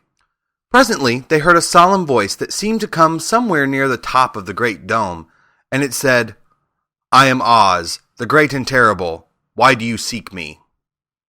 They looked again in every part of the room, and then, seeing no one, Dorothy asked, "Where are you?" "I am everywhere," answered the voice, "but to the eyes of the common mortals I am invisible. I will now seat myself upon my throne that you may converse with me." Indeed, the voice seemed just then to come straight from the throne itself, so they walked toward it and stood in a row while Dorothy said, "We have come to claim our promise, O Oz." "What promise?" asked Oz. "You promised to send me back to Kansas when the Wicked Witch was destroyed," said the girl. "And you promised to give me brains," said the Scarecrow. "And you promised to give me a heart," said the Tin Woodman. "And you promised to give me courage," said the Cowardly Lion. "Is the Wicked Witch really destroyed?" asked the voice, and Dorothy thought it trembled a little. "Yes," she answered. I melted her with a bucket of water."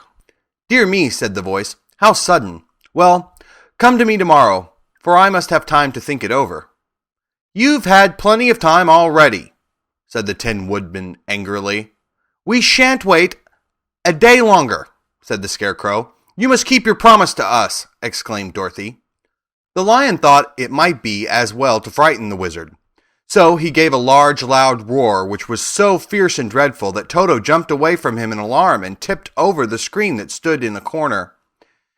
As it fell with a crash, they looked that way, and the next moment all of them were filled with wonder, for they saw, standing in just the spot the screen had hidden, a little old man with a bald head and a wrinkled face, who seemed to be as much surprised as they were.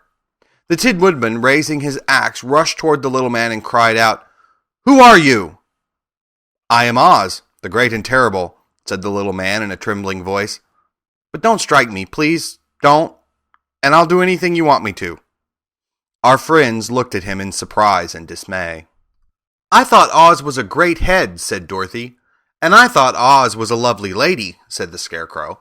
"And I thought Oz was a terrible beast," said the Tin Woodman. "And I thought Oz was a ball of fire," exclaimed the Lion. "No, you are all wrong," said the little man meekly. "I have been making believe." "Making believe?" cried Dorothy. "Are you not a great wizard?"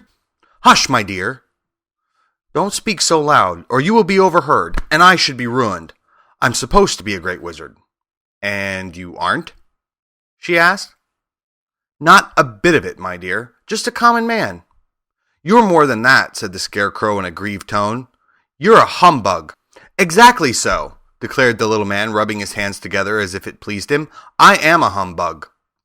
"But this is terrible," said the Tin Woodman. "How shall I ever get my heart?" "Or I my courage?" asked the Lion. "Or I my brains?" wailed the Scarecrow, wiping the tears from his eyes with his coat sleeve. "My dear friends," said Oz, "I pray you not speak of these little things. Think of me and the terrible trouble I am in at being found out." "Doesn't anyone else know you're a humbug?" asked Dorothy. "No one knows it but you four, and myself," replied Oz. "I have fooled everyone so long that I thought I should never be found out. It was a great mistake my ever letting you into the throne room. Usually I will not see even my subjects, and so they believe I am something terrible." "But I don't understand," said Dorothy in bewilderment. "How was it that you appeared to me as a great head?" "That was one of my tricks," answered Oz. "Step this way, please, and I will tell you all about it." He led the way to a small chamber in the rear of the throne room, and they all followed him. He pointed to one corner in which lay the great head, made out of many thicknesses of paper and with a carefully painted face. "This I hung from the ceiling by a wire," said Oz. "I stood behind the screen and pulled a thread to make the eyes move and the mouth open." "But how about the voice?" she inquired. "Oh, I'm a ventriloquist," said the little man. "I can throw the sound of my voice wherever I wish, so that you thought it was coming out of the head. Here are the other things I used to deceive you." He showed the Scarecrow the dress and the mask he had worn when he seemed to be the lovely lady. And the Tin Woodman saw that his terrible beast was nothing but a lot of skins, sewn together with slats to keep their sides out. As for the ball of fire, the false wizard had hung that also from the ceiling. It was really a ball of cotton, but when oil was poured upon it, the ball burned fiercely. "Really," said the Scarecrow, "you ought to be ashamed of yourself for being such a humbug." I certainly am," answered the little man sorrowfully. "But it was the only thing I could do. Sit down, please. There are plenty of chairs, and I will tell you my story." So they sat down and listened while he told the following tale. "I was born in Omaha." "Why, that isn't very far from Kansas," cried Dorothy. "No, but it's farther from here," he said, shaking his head at her sadly. "When I grew up, I became a ventriloquist. And at that, I was very well trained by a great master. I can imitate any kind of bird or beast." Here he mewed so like a kitten that Toto pricked up his ears and looked everywhere to see where she was. "After a time," continued Oz, "I tired of that and became a balloonist." "What is that?" asked Dorothy. "A man who goes up in a balloon on circus day, so as to draw a crowd of people together and get them to pay to see the circus," he explained. "Oh," she said, "I know. Well, one day I went up in a balloon and the ropes got twisted so that I couldn't come down again. It went way up above the clouds, so far that a current of air struck it and carried it many, many miles away. For a day and a night I traveled through the air, and on the morning of the second day I awoke and found the balloon floating over a strange and beautiful country. It came down gradually, and I was not hurt a bit, but I found myself in the midst of a strange people, who, seeing me come from the clouds, thought I was a great wizard. Of course I let them think so, because they were afraid of me and promised to do anything I wished them to do. Just to amuse myself, and keep the good people busy, I ordered them to build the city, and my palace, and they did it all willingly and well. Then I thought, as the country was so green and beautiful, I would call it the Emerald City. And to make the name fit her better, I put green spectacles on all the people so that everything they saw was green. But isn't everything here green? Asked Dorothy. No more than in any other city, replied Oz. But when you wear green spectacles, why, of course, everything you see looks green to you. The Emerald City was built a great many years ago, for I was a young man when the balloon brought me here, and I am a very old man now. But my people have worn green glasses on their eyes so long that most of them think it really is an Emerald City, and it certainly is a beautiful place, abounding in jewels and precious metals, and every good thing that is needed to make one happy. I have been good to the people, and they like me, but ever since this palace was built, I have shut myself up and would not see any of them. One of my greatest fears was the witches, for while I had no magical powers at all, I soon found out that the witches were really able to do wonderful things. There were 4 of them in this country, and they ruled the people who lived in the north and south and east and west. Fortunately, the witches of the north and the south were good, and I knew they would do me no harm. But the witches of the east and the west were terribly wicked, and had they not thought I was more powerful than they themselves, they would surely have destroyed me. As it was, I lived in deadly fear of them for many years, so you can imagine how pleased I was when I heard your house had fallen on the wicked witch of the east. When you came to me, I was willing to promise you anything if you would only do away with the other witch, but now that you have melted her, I'm ashamed to say that I cannot keep my promises. I think you are a very bad man, said Dorothy. Oh, no, my dear, I'm really a very good man, but I'm a very bad wizard, I must admit. Can't you give me brains? Asked the Scarecrow. You don't need them. You are learning something every day. A baby has brains, but it doesn't know much. Experience is the only thing that brings knowledge, and the longer you are on Earth, the more experience you are sure to get. That may all be true, said the Scarecrow, but I shall be very unhappy unless you give me brains. The false wizard looked at him carefully. Well, he said with a sigh, I'm not much of a magician, as I said, but if you will come to me tomorrow morning, I will stuff your head with brains. I cannot tell you how to use them, however. You must find that out for yourself. Oh, thank you, cried the Scarecrow. I'll find a way to use them, never fear. But how about my courage? Asked the Lion anxiously. You have plenty of courage, I'm sure, answered Oz. All you need is confidence in yourself. There is no living thing that is not afraid when it faces danger. The true courage is in facing danger when you are afraid, and that kind of courage you have in plenty. Perhaps I have, but I'm scared just the same, said the Lion. I shall really be very unhappy unless you give me the sort of courage that makes one forget he is afraid. Very well, I will give you that sort of courage tomorrow, replied Oz. How about my heart? Asked the Tin Woodman. Why, as for that, answered Oz, I think you are wrong to want a heart. It makes most people unhappy. If you only knew it, you are in luck not to have a heart. That must be a matter of opinion, said the Tin Woodman. For my part, I will bear all the unhappiness without a murmur if you will give me the heart. Very well, answered Oz meekly. Come to me tomorrow, and you shall have a heart. I have played wizard for so many years that I may as well continue the part a little longer. And now, said Dorothy, how am I to get back to Kansas? We shall have to think about that, replied the little man. Give me 2 or 3 days to consider the matter, and I'll try to find a way to carry you over the desert. In the meantime, you shall all be treated as my guests, and while you live in the palace, my people will wait upon you and obey your slightest wish. There is only one thing I ask in return for my help, such that it is. You must keep my secret and tell no one I am a humbug." They agreed to say nothing of what they had learned, and went back to their rooms in high spirits. Even Dorothy had hoped that the great and terrible humbug, as she had called him, would find a way to send her back to Kansas, and if he did, she was willing to forgive him everything. End of Chapter 15. Chapter 16. The Magic Art of the Great Humbug. Next morning, the Scarecrow said to his friends, "Congratulate me. I am going to Oz to get my brains at last. When I return, I shall be as other men are." "I have always liked you as you were," said Dorothy simply. "It is kind of you to like a Scarecrow," he replied, "but surely you will think more of me when you hear the splendid thoughts my new brain is going to turn out." Then he said goodbye to them all in a cheerful voice, and went to the throne room, where he rapped upon the door. "Come in," said Oz. The Scarecrow went in and found the little man sitting down by the window, engaged in deep thought. "I have come for my brains," remarked the Scarecrow, a little uneasily. "Oh, yes, sit down in that chair, please," replied Oz. "You must excuse me for taking your head off, but I shall have to do it in order to put your brains in their proper place." "That's all right," said the Scarecrow. "You are quite welcome to take my head off, as long as it will be a better one when you put it on again." So the wizard unfastened his head and emptied out the straw.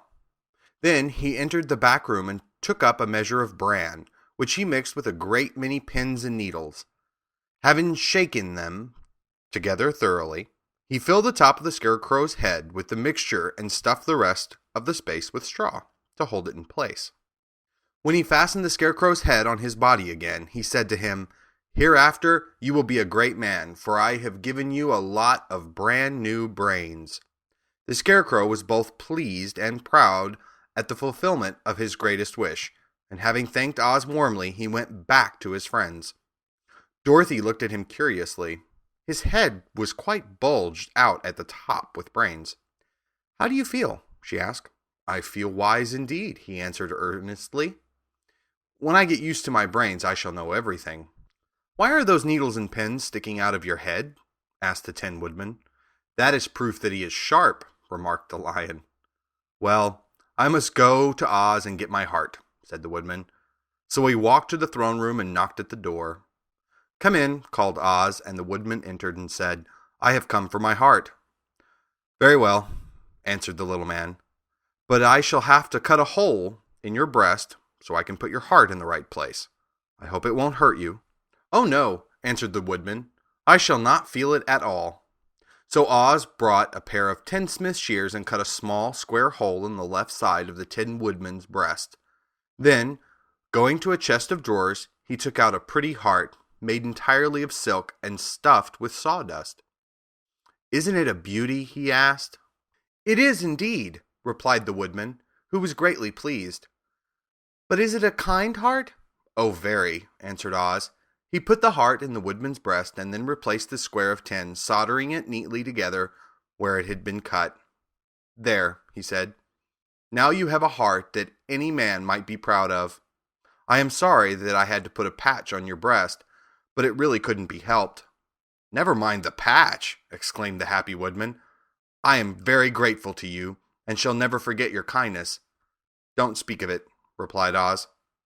Then the Tin Woodman went back to his friends, who wished him every joy on account of his good fortune. The Lion now walked to the throne room and knocked at the door. "Come in," said Oz. "I have come for my courage," announced the Lion, entering the room.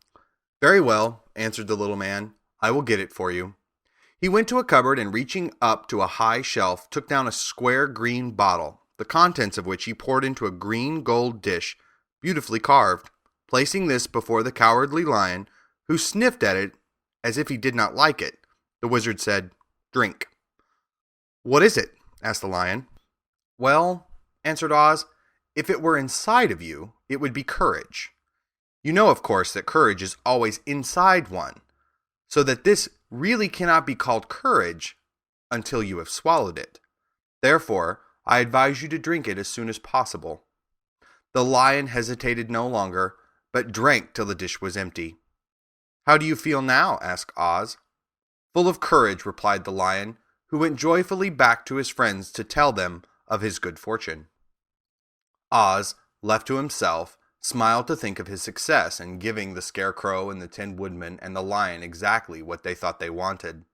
"How can I help being a humbug?" he said, "when all these people make me do things that everybody knows can't be done? It was easy to make the Scarecrow and the lion and the Woodman happy, because they imagined I could do anything. But it will take more than just imagination to carry Dorothy back to Kansas, and I'm sure I don't know how it can be done." End of Chapter 16. Chapter 17. How the Balloon Was Launched. For 3 days, Dorothy heard nothing from Oz. These were sad days for the little girl, although her friends were all quite happy and contented. The Scarecrow told them there were wonderful thoughts in his head, but he would not say what they were because he knew no one could understand them but himself. When the Tin Woodman walked about, he felt his heart rattling around in his breast, and he told Dorothy he had discovered it to be a kinder and more tender heart than the one he had owned when he was made of flesh. The lion declared he was afraid of nothing on earth, and would gladly face an army or a dozen of the fierce Kalidas. Thus, each of the little party was satisfied except Dorothy, who longed more than ever to get back to Kansas. On the 4th day, to her great joy, Oz sent for her, and when she entered the throne room, he greeted her pleasantly. "Sit down, my dear. I think I have found a way to get you out of this country." "And back to Kansas?" she asked eagerly. "Well, I'm not sure about Kansas," said Oz, "for I haven't the faintest notion which way it lies. But the first thing to do is to cross the desert, and then it should be easy to find your way home." "How can I cross the desert?" she inquired. "Well, I'll tell you what I think," said the little man. "You see, when I came to this country, it was in a balloon. You also came through the air, being carried by a cyclone. So I believe the best way to get across the desert will be through the air. Now, it is quite beyond my powers to make a cyclone, but I've been thinking the matter over, and I believe I can make a balloon." "How?" asked Dorothy. "A balloon," said Oz, "is made of silk, which is coated with glue to keep the gas in it. I have plenty of silk in the palace, so it will be no trouble to make the balloon. But in all this country, there is no gas to fill the balloon with, to make it float." "If it won't float," remarked Dorothy, "it will be of no use to us." "True," answered Oz, "but there is another way to make it float, which is to fill it with hot air. Hot air isn't as good as gas, for if the air should get cold, the balloon would come down in the desert, and we should be lost." "We?" exclaimed the girl. "Are you going with me?" "Yes, of course," replied Oz. "I am tired of being such a humbug. If I should go out of this palace, my people would soon discover I am not a wizard, and then they would be vexed with me for having deceived them. So I have to stay shut up in these rooms all day, and it gets tiresome. I'd much rather go back to Kansas with you and be in a circus again." "I shall be glad to have your company," said Dorothy. "Thank you," he answered. "Now, if you will help me sew the silk together, we will begin work on our balloon." So Dorothy took a needle and thread, and as fast as Oz cut the strips of silk into proper shape, the girl sewed them neatly together. First there was a strip of light green silk, then a strip of dark green, and then a strip of emerald green, for Oz had a fancy to make the balloon in different shades of the color about them. It took 3 days to sew all the strips together, but when it was finished, they had a big bag of green silk more than 20 feet long. Then Oz painted it on the inside with a coat of thin glue to make it airtight, after which he announced that the balloon was ready. "But we must have a basket to ride in," he said. So he sent the soldier with the green whiskers for a big clothes basket, which he fastened with many ropes to the bottom of the balloon. When it was all ready, Oz sent word to his people that he was going to make a visit to a great brother wizard who lived in the clouds. The news spread rapidly throughout the city, and everyone came to see the wonderful sight. Oz ordered the balloon carried out in front of the palace, and the people gazed upon it with much curiosity. The Tin Woodman had chopped a big pile of wood, and now he made a fire of it, and Oz held the bottom of the balloon over the fire so that the hot air that rose from it would be caught in the silken bag. Gradually, the balloon swelled out and rose into the air, until finally the basket just touched the ground. Then Oz got into the basket and said to all the people in a loud voice, "I am now going away to make a visit. While I am gone, the Scarecrow will rule over you. I command you to obey him as you would me." The balloon was by this time tugging hard at the rope that held it to the ground, for the air within was hot, and this made it so much lighter in weight than the air without that it pulled hard to rise into the sky. "Come, Dorothy," cried the wizard. "Hurry up or the balloon will fly away." "I can't find Toto anywhere," replied Dorothy, who did not wish to leave her little dog behind. Toto had run into the crowd to bark at a kitten, and Dorothy at last found him. She picked him up and ran towards the balloon.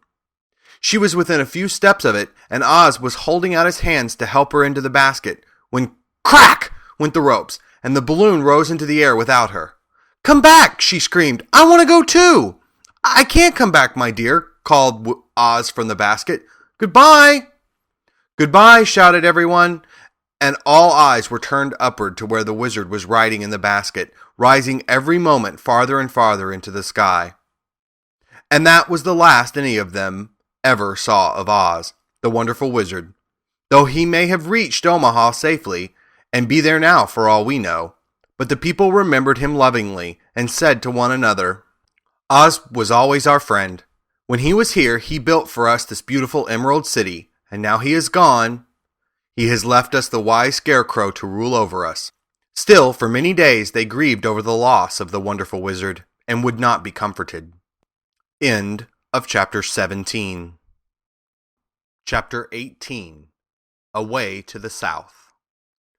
Dorothy wept bitterly at the passing of her hope to get home to Kansas again, but when she thought it all over, she was glad she had not gone up in a balloon. And she also felt sorry at losing Oz, and so did her companions. The Tin Woodman came to her and said, "Truly I should be ungrateful if I fail to mourn for a man who gave me a lovely heart. I should like to cry a little because Oz is gone, if you will kindly wipe away my tears so that I shall not rust." "With pleasure," she answered, and brought a towel at once. Then the Tin Woodman wept for several minutes, and she watched the tears carefully and wiped them away with the towel. When he had finished, he thanked her kindly and oiled himself thoroughly with his jeweled oil can to guard against mishap. The Scarecrow was now the ruler of the Emerald City, and although he was not a wizard, the people were proud of him, for, they said, there is not another city in all the world that is ruled by a stuffed man. And, so far as they knew, they were quite right. The morning after the balloon had gone up with Oz, the four travelers met in the throne room and talked matters over. The Scarecrow sat in the big throne and the others stood respectfully before him. "We are not so unlucky," said the new ruler, "for this palace and the Emerald City belong to us, and we can do just as we please. When I remember that a short time ago I was up on a pole in a farmer's cornfield, and that now I am the ruler of this beautiful city, I am quite satisfied with my lot." "I also," said the Tin Woodman, "am well pleased with my new heart, and, really, that was the only thing I wished in all the world. For my part, I am content in knowing I am as brave as any beast that ever lived, if not braver," said the Lion modestly. "If Dorothy would only be contented to live in the Emerald City," continued the Scarecrow, "we might all be happy together." "But I don't want to live here," cried Dorothy. "I want to go to Kansas and live with Aunt Em and Uncle Henry." "Well, then, what can be done?" inquired the Woodman. The Scarecrow decided to think, and he thought so hard that the pins and needles began to stick out of his brains. Finally he said, "Why not call the winged monkeys and ask them to carry you over the desert?" "I never thought of that," said Dorothy joyfully. "It's just the thing. I'll go at once for the golden cap."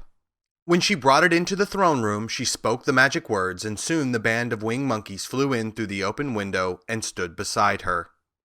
"This is the second time you have called us," said the Monkey King, bowing before the little girl. "What do you wish?" "I want you to fly with me to Kansas," said Dorothy. But the Monkey King shook his head. "This cannot be done," he said. "We belong to this country alone and cannot leave it. There has never been a winged monkey in Kansas yet, and I suppose there never will be, for they don't belong there. We shall be glad to serve you in any way in our power, but we cannot cross the desert. Goodbye." And with another bow, the Monkey King spread his wings and flew away through the window, followed by all his band. Dorothy was ready to cry with disappointment. "I have wasted the charm of the golden cap to no purpose," she said, "for the winged monkeys cannot help me." "It is certainly too bad," said the tender-hearted woodman. The Scarecrow was thinking again, and his head bulged out so horribly that Dorothy feared it would burst. "Let us call in the soldier with the green whiskers," he said, "and ask his advice." So the soldier was summoned and entered the throne room timidly, for while Oz was alive, he never was allowed to come farther than the door. "This little girl," said the Scarecrow to the soldier, "wishes to cross the desert. How can she do so?" "I cannot tell," answered the soldier, "for no one has ever crossed the desert, unless it is Oz himself."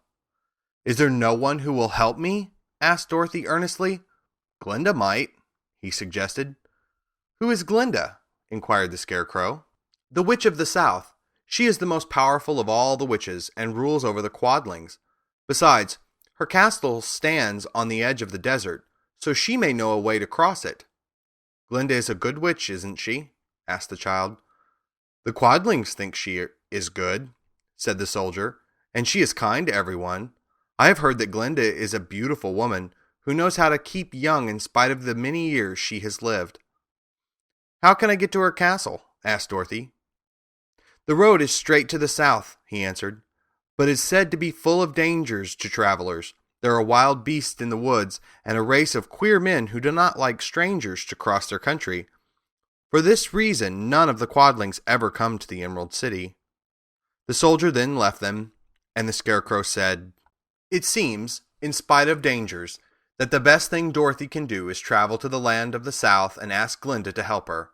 For, of course, if Dorothy stays here, she will never get back to Kansas." "You must have been thinking again," remarked the Tin Woodman. "I have," said the Scarecrow. "I shall go with Dorothy," declared the Lion, "for I am tired of your city and long for the woods and the country again. I am really a wild beast, you know. Besides, Dorothy will need someone to protect her." "That is true," agreed the Woodman. "My axe may be of service to her, so I shall go with her to the land of the South." "When shall we start?" asked the Scarecrow. "Are you going?" they asked in surprise. "Certainly. If it wasn't for Dorothy, I should never have had brains. She lifted me from the pole in the cornfield and brought me to the Emerald City. So my good luck is all due to her, and I shall never leave her until she starts back to Kansas for good and all." "Thank you," said Dorothy gratefully. "You are all very kind to me. But I should like to start as soon as possible." "We shall go tomorrow morning," returned the Scarecrow. "So, now let us all get ready, for it will be a long journey." End of Chapter 18. Chapter 19. Attacked by the Fighting Trees. The next morning, Dorothy kissed the pretty green girl goodbye, and they all shook hands with the soldier with the green whiskers, who had walked with them as far as the gate. When the guardian of the gate saw them again, he wondered greatly that they could leave the beautiful city to get into new trouble. But he at once unlocked their spectacles, which he put back into the green box, and gave them many good wishes to carry with them. "You are now our ruler," he said to the Scarecrow, "so you must come back to us as soon as possible." "I certainly shall if I am able," the Scarecrow replied, "but I must help Dorothy get home first." As Dorothy bade the good-natured guardian a last farewell, she said, "I have been very kindly treated in your lovely city, and everyone has been good to me. I cannot tell you how grateful I am." "Don't try, my dear," he answered. "We should like to keep you with us, but if it is your wish to return to Kansas, I hope you will find a way." He then opened the gate of the outer wall, and they walked forth and started upon their journey. The sun shone brightly as our friends turned their faces toward the land of the South. They were all in the best of spirits and laughed and chatted together. Dorothy was once more filled with the hope of getting home, and the Scarecrow and the Tin Woodman were glad to be of use to her. As for the Lion, he sniffed the fresh air with delight and whisked his tail from side to side in pure joy at being in the country again. while Toto ran around them and chased the moths and butterflies, barking merrily all the time. "City life does not agree with me at all," remarked the lion as they walked along at a brisk pace. "I have lost much flesh since I lived there, and now I am anxious for a chance to show the other beasts how courageous I have grown." They now turned and took a last look at the Emerald City. All they could see was a mass of towers and steeples behind the green walls, and high up above everything the spires and dome of the Palace of Oz. "Oz was not such a bad wizard after all," said the Tin Woodman, as he felt his heart rattling around in his breast. "He knew how to give me brains, and very good brains, too," said the Scarecrow. "If Oz had taken a dose of the same courage he gave me," added the lion, "he would have been a brave man." Dorothy said nothing. Oz had not kept the promise he made her, but he had done his best, so she forgave him. As he said, he was a good man, even if he was a bad wizard. The first day's journey was through the green fields and bright flowers that stretched about the Emerald City on every side. They slept that night on the grass, with nothing but the stars over them, and they rested very well indeed. In the morning they traveled on until they came to a thick wood. There was no way of going around it, for it seemed to extend to the right and left as far as they could see, and, besides, they did not dare change the direction of their journey, for fear of getting lost. So they looked for the place where it would be easiest to get into the forest. The Scarecrow, who was in the lead, finally discovered a big tree with such wide spreading branches that there was room for the party to pass underneath.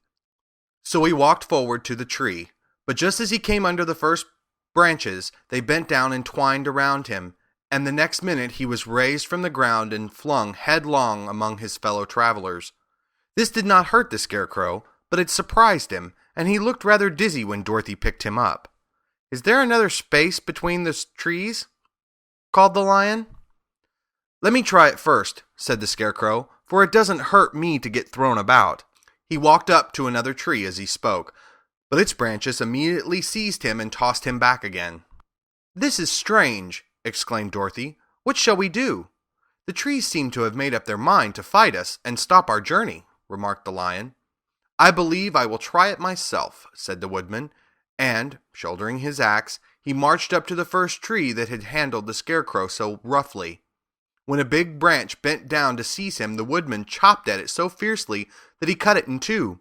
At once the tree began shaking all its branches as if in pain, and the Tin Woodman passed safely under it. "Come on," he shouted to the others. "Be quick."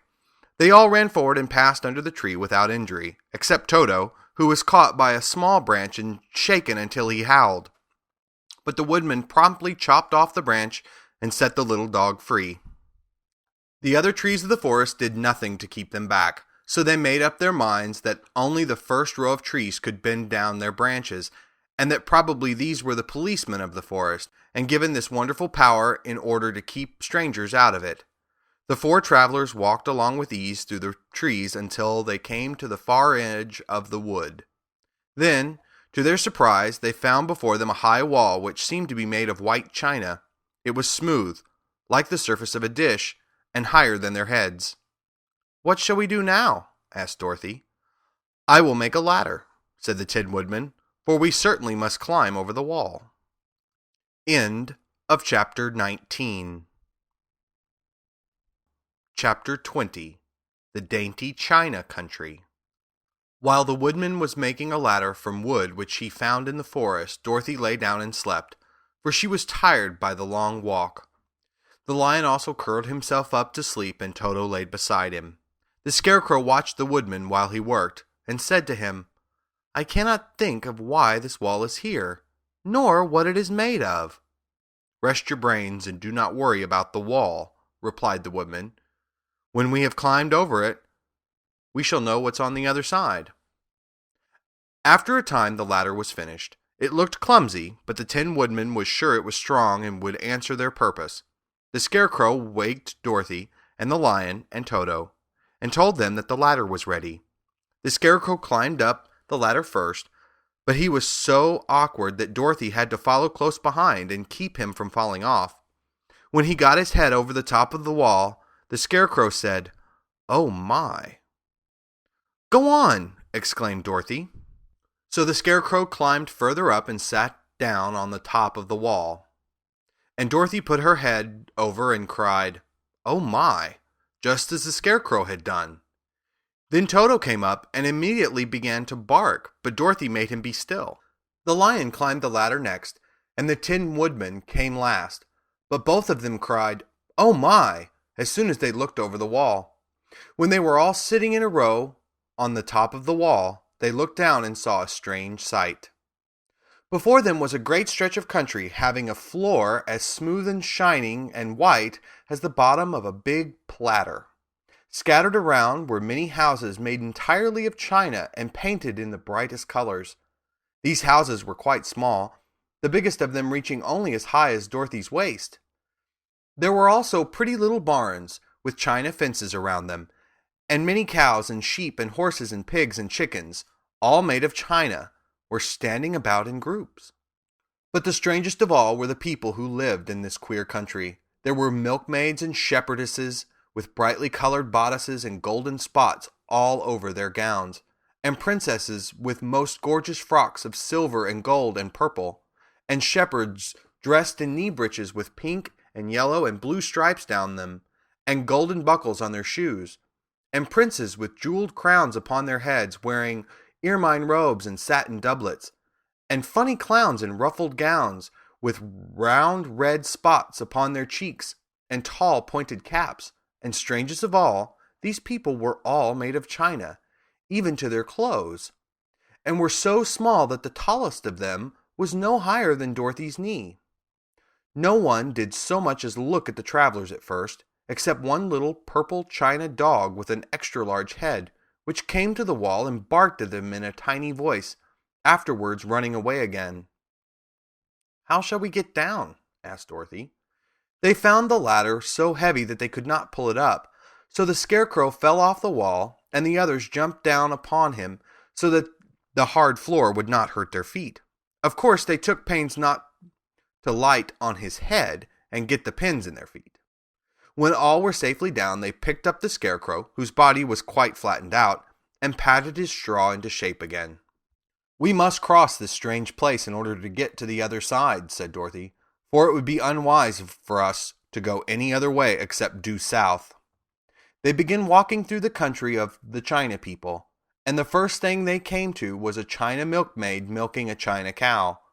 As they drew near, the cow suddenly gave a kick and kicked over the stool, the pail, and even the milkmaid herself, and all fell on the china ground with a great clatter. Dorothy was shocked to see that the cow had broken her leg off, and that the pail was lying in several small pieces, while the poor milkmaid had a nick in her left elbow. "There!" cried the milkmaid angrily. "See what you have done? My cow has broken her leg, and I must take her to the mender's shop and have it glued on again. What do you mean by coming here and frightening my cow?" "I'm very sorry," returned Dorothy. "Please forgive us." But the pretty milkmaid was much too vexed to make any answer. She picked up the leg sulkily and led her cow away, the poor animal limping on 3 legs. As she left them, the milkmaid cast many reproachful glances over her shoulder at the clumsy strangers, holding her nicked elbow close to her side. Dorothy was quite grieved at this mishap.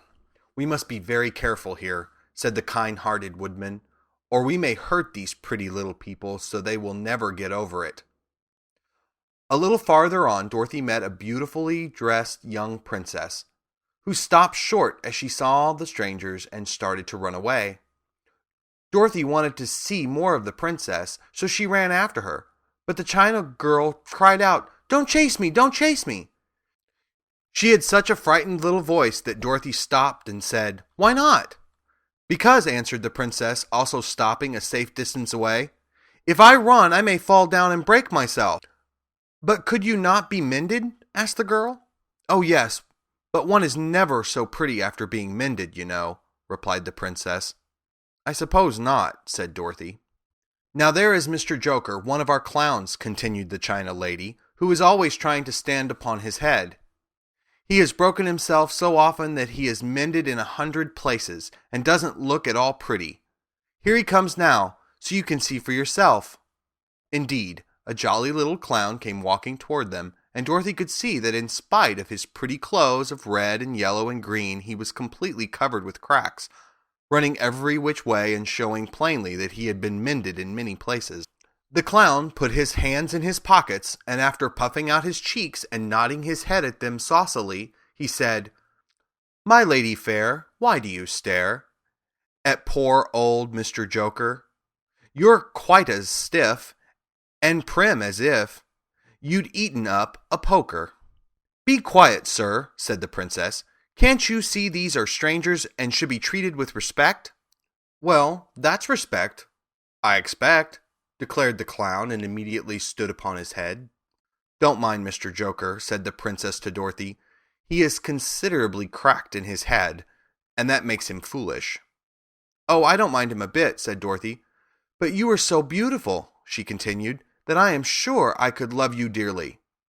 Won't you let me carry you back to Kansas and stand you on Aunt Em's mantle? I could carry you in my basket." "That would make me very unhappy," answered the China Princess. "You see, here in our country, we live contentedly, and can talk and move around as we please. But whenever any of us are taken away, our joints at once stiffen, and we can only stand straight and look pretty. Of course, that is all that is expected of us when we are on mantels and cabinets and drawing-room tables, but our lives are much pleasanter here in our own country." "I would not make you unhappy for all the world," exclaimed Dorothy, "so I'll just say goodbye."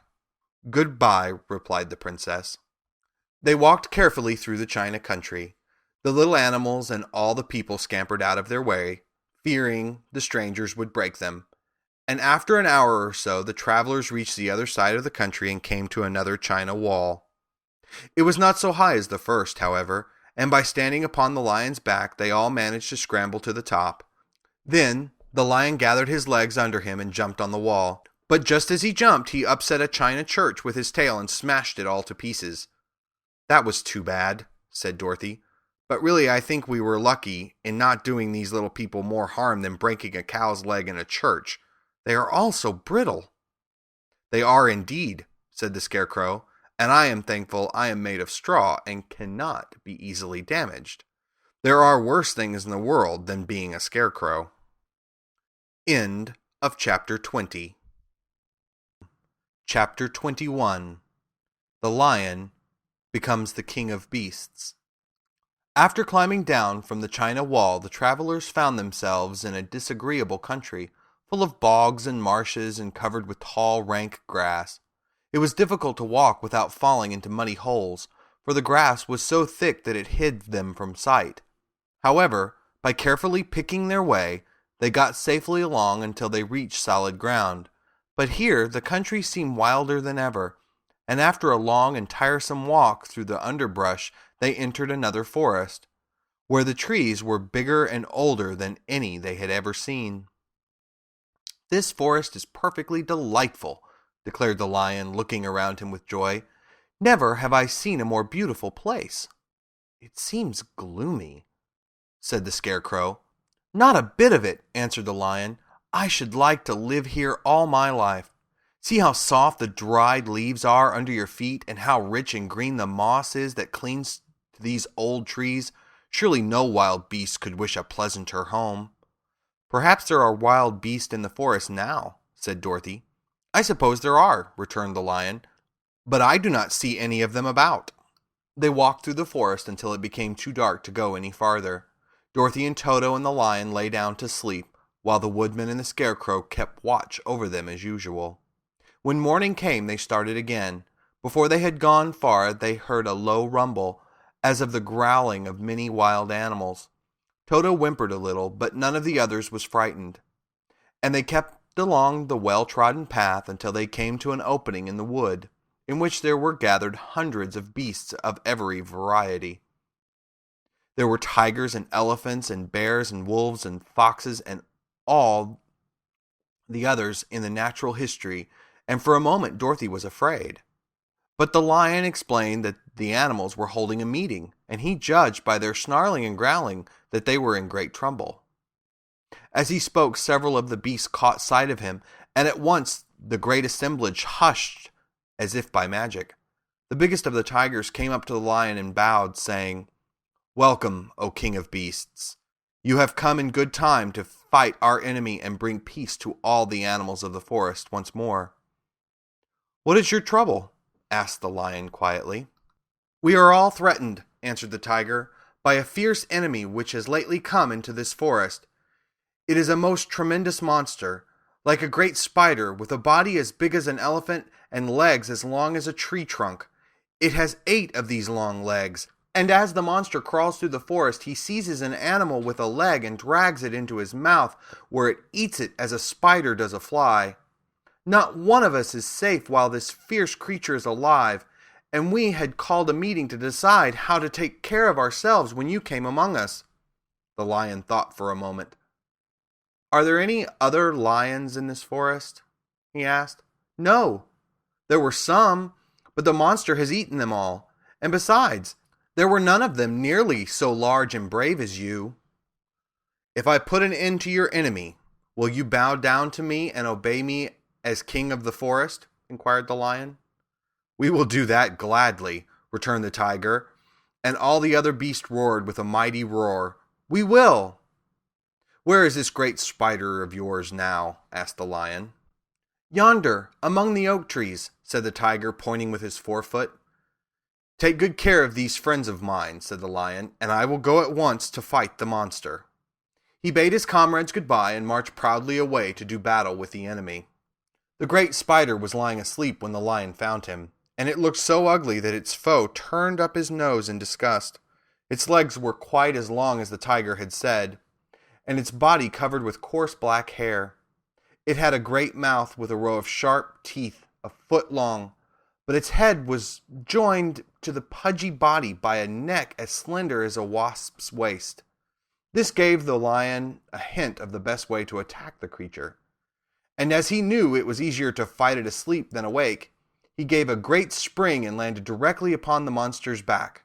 Then, with one blow of his heavy paw, all armed with sharp claws, he knocked the spider's head from its body.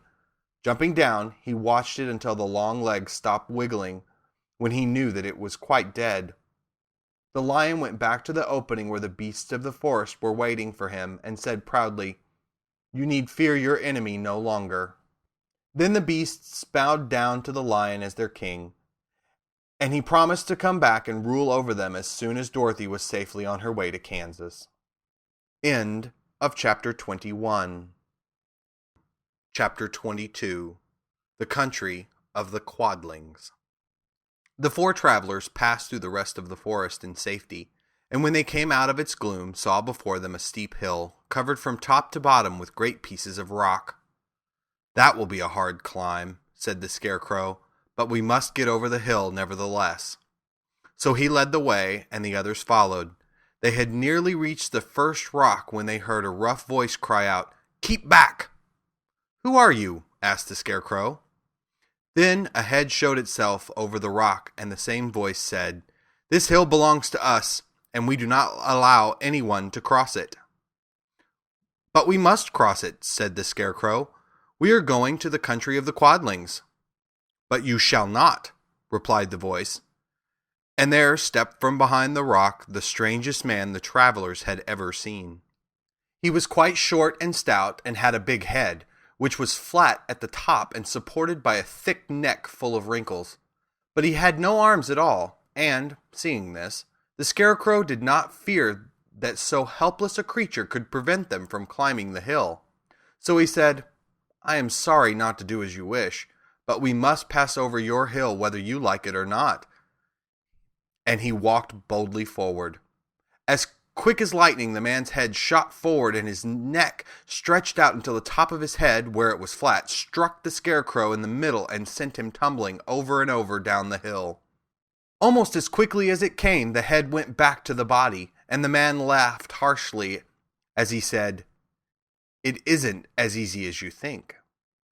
A chorus of boisterous laughter came from the other rocks, and Dorothy saw hundreds of armless hammerheads upon the hillside, one behind every rock.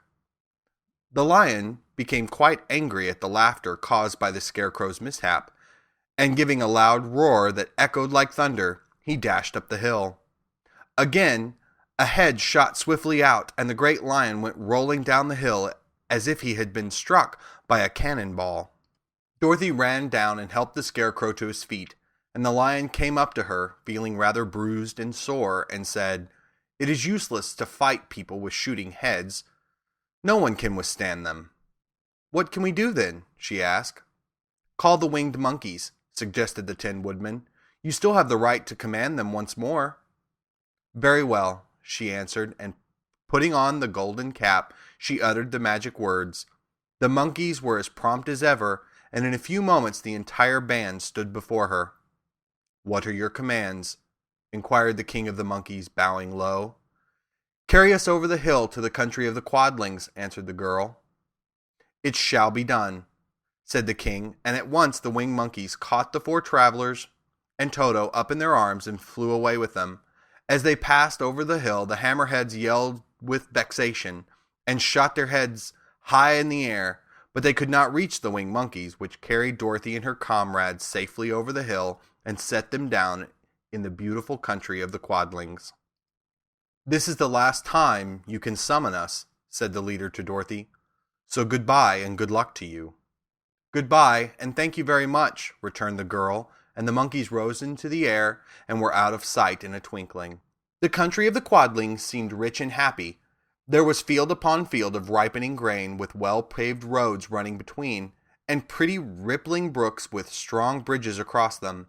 The fences and houses and bridges were all painted bright red, just as they had been painted yellow in the country of the Winkies, and blue in the country of the Munchkins. The Quadlings themselves, who were short and fat and looked chubby and good-natured, were dressed all in red, which showed bright against the green grass and the yellow grain. The monkeys had set them down near a farmhouse, and the four travelers walked up to it and knocked at the door. It was opened by the farmer's wife, and when Dorothy asked for something to eat, the woman gave them all a good dinner, with 3 kinds of cake and 4 kinds of cookies, and a bowl of milk for Toto. "How far is it to the castle of Glinda?" asked the child. "It is not a great way," answered the farmer's wife. "Take the road to the south, and you will soon reach it." Thanking the good woman, they started afresh and walked by the fields and across the pretty bridges until they saw before them a very beautiful castle. Before the gates were 3 young girls dressed in handsome red uniforms trimmed with gold braid, and as Dorothy approached, one of them said to her, "Why have you come to the South Country?" "To see the good witch who rules here," she answered. "Will you take me to her?" "Let me have your name, and I will ask Glinda if she will receive you." They told who they were, and the girl soldier went into the castle. After a few moments she came back to say that Dorothy and the others were to be admitted at once. The end of Chapter 22. Chapter 23. Glinda the Good Witch grants Dorothy's wish. Before they went to see Glinda, however, they were taken to a room of the castle where Dorothy washed her face and combed her hair, and the lion shook the dust out of his mane, and the Scarecrow patted himself into his best shape, and the Woodman polished his tin and oiled his joints. When they were all quite presentable, they followed the soldier girl into a big room where the witch Glinda sat upon a throne of rubies. She was both beautiful and young to their eyes. Her hair was a rich red in color and fell in flowing ringlets over her shoulders. Her dress was pure white, but her eyes were blue, and they looked kindly upon the little girl. "What can I do for you, my child?" she asked. Dorothy told the witch all her story, how the cyclone had brought her to the land of Oz, how she had found her companions, and of the wonderful adventures they had met with. "My greatest wish now," she added, "is to get back to Kansas, for Aunt Em will surely think something dreadful has happened to me, and that will make her put on mourning, and unless the crops are better this year than they were last, I am sure Uncle Henry cannot afford it." Glinda leaned forward and kissed the sweet, upturned face of the loving little girl. "Bless your dear heart," she said. "I am sure I can tell you of a way to get back to Kansas," she added. "But, if I do, you must give me the golden cap." "Willingly!" exclaimed Dorothy. "Indeed, it is of no use to me now, and when you have it, you can command the winged monkeys 3 times." "And I think I shall need their services just those 3 times," answered Glinda, smiling.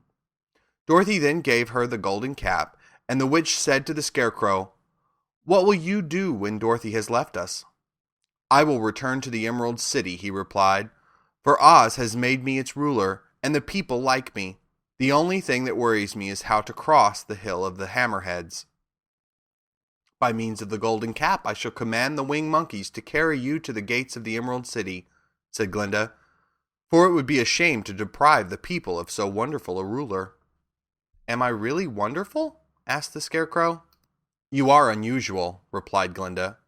Turning to the Tin Woodman, she asked, "What will become of you when Dorothy leaves this country?" He leaned on his axe and thought a moment. Then he said, "The Winkies were very kind to me, and wanted me to rule over them after the Wicked Witch died. I am fond of the Winkies, and if I could get back again to the country of the West, I should like nothing better than to rule over them forever."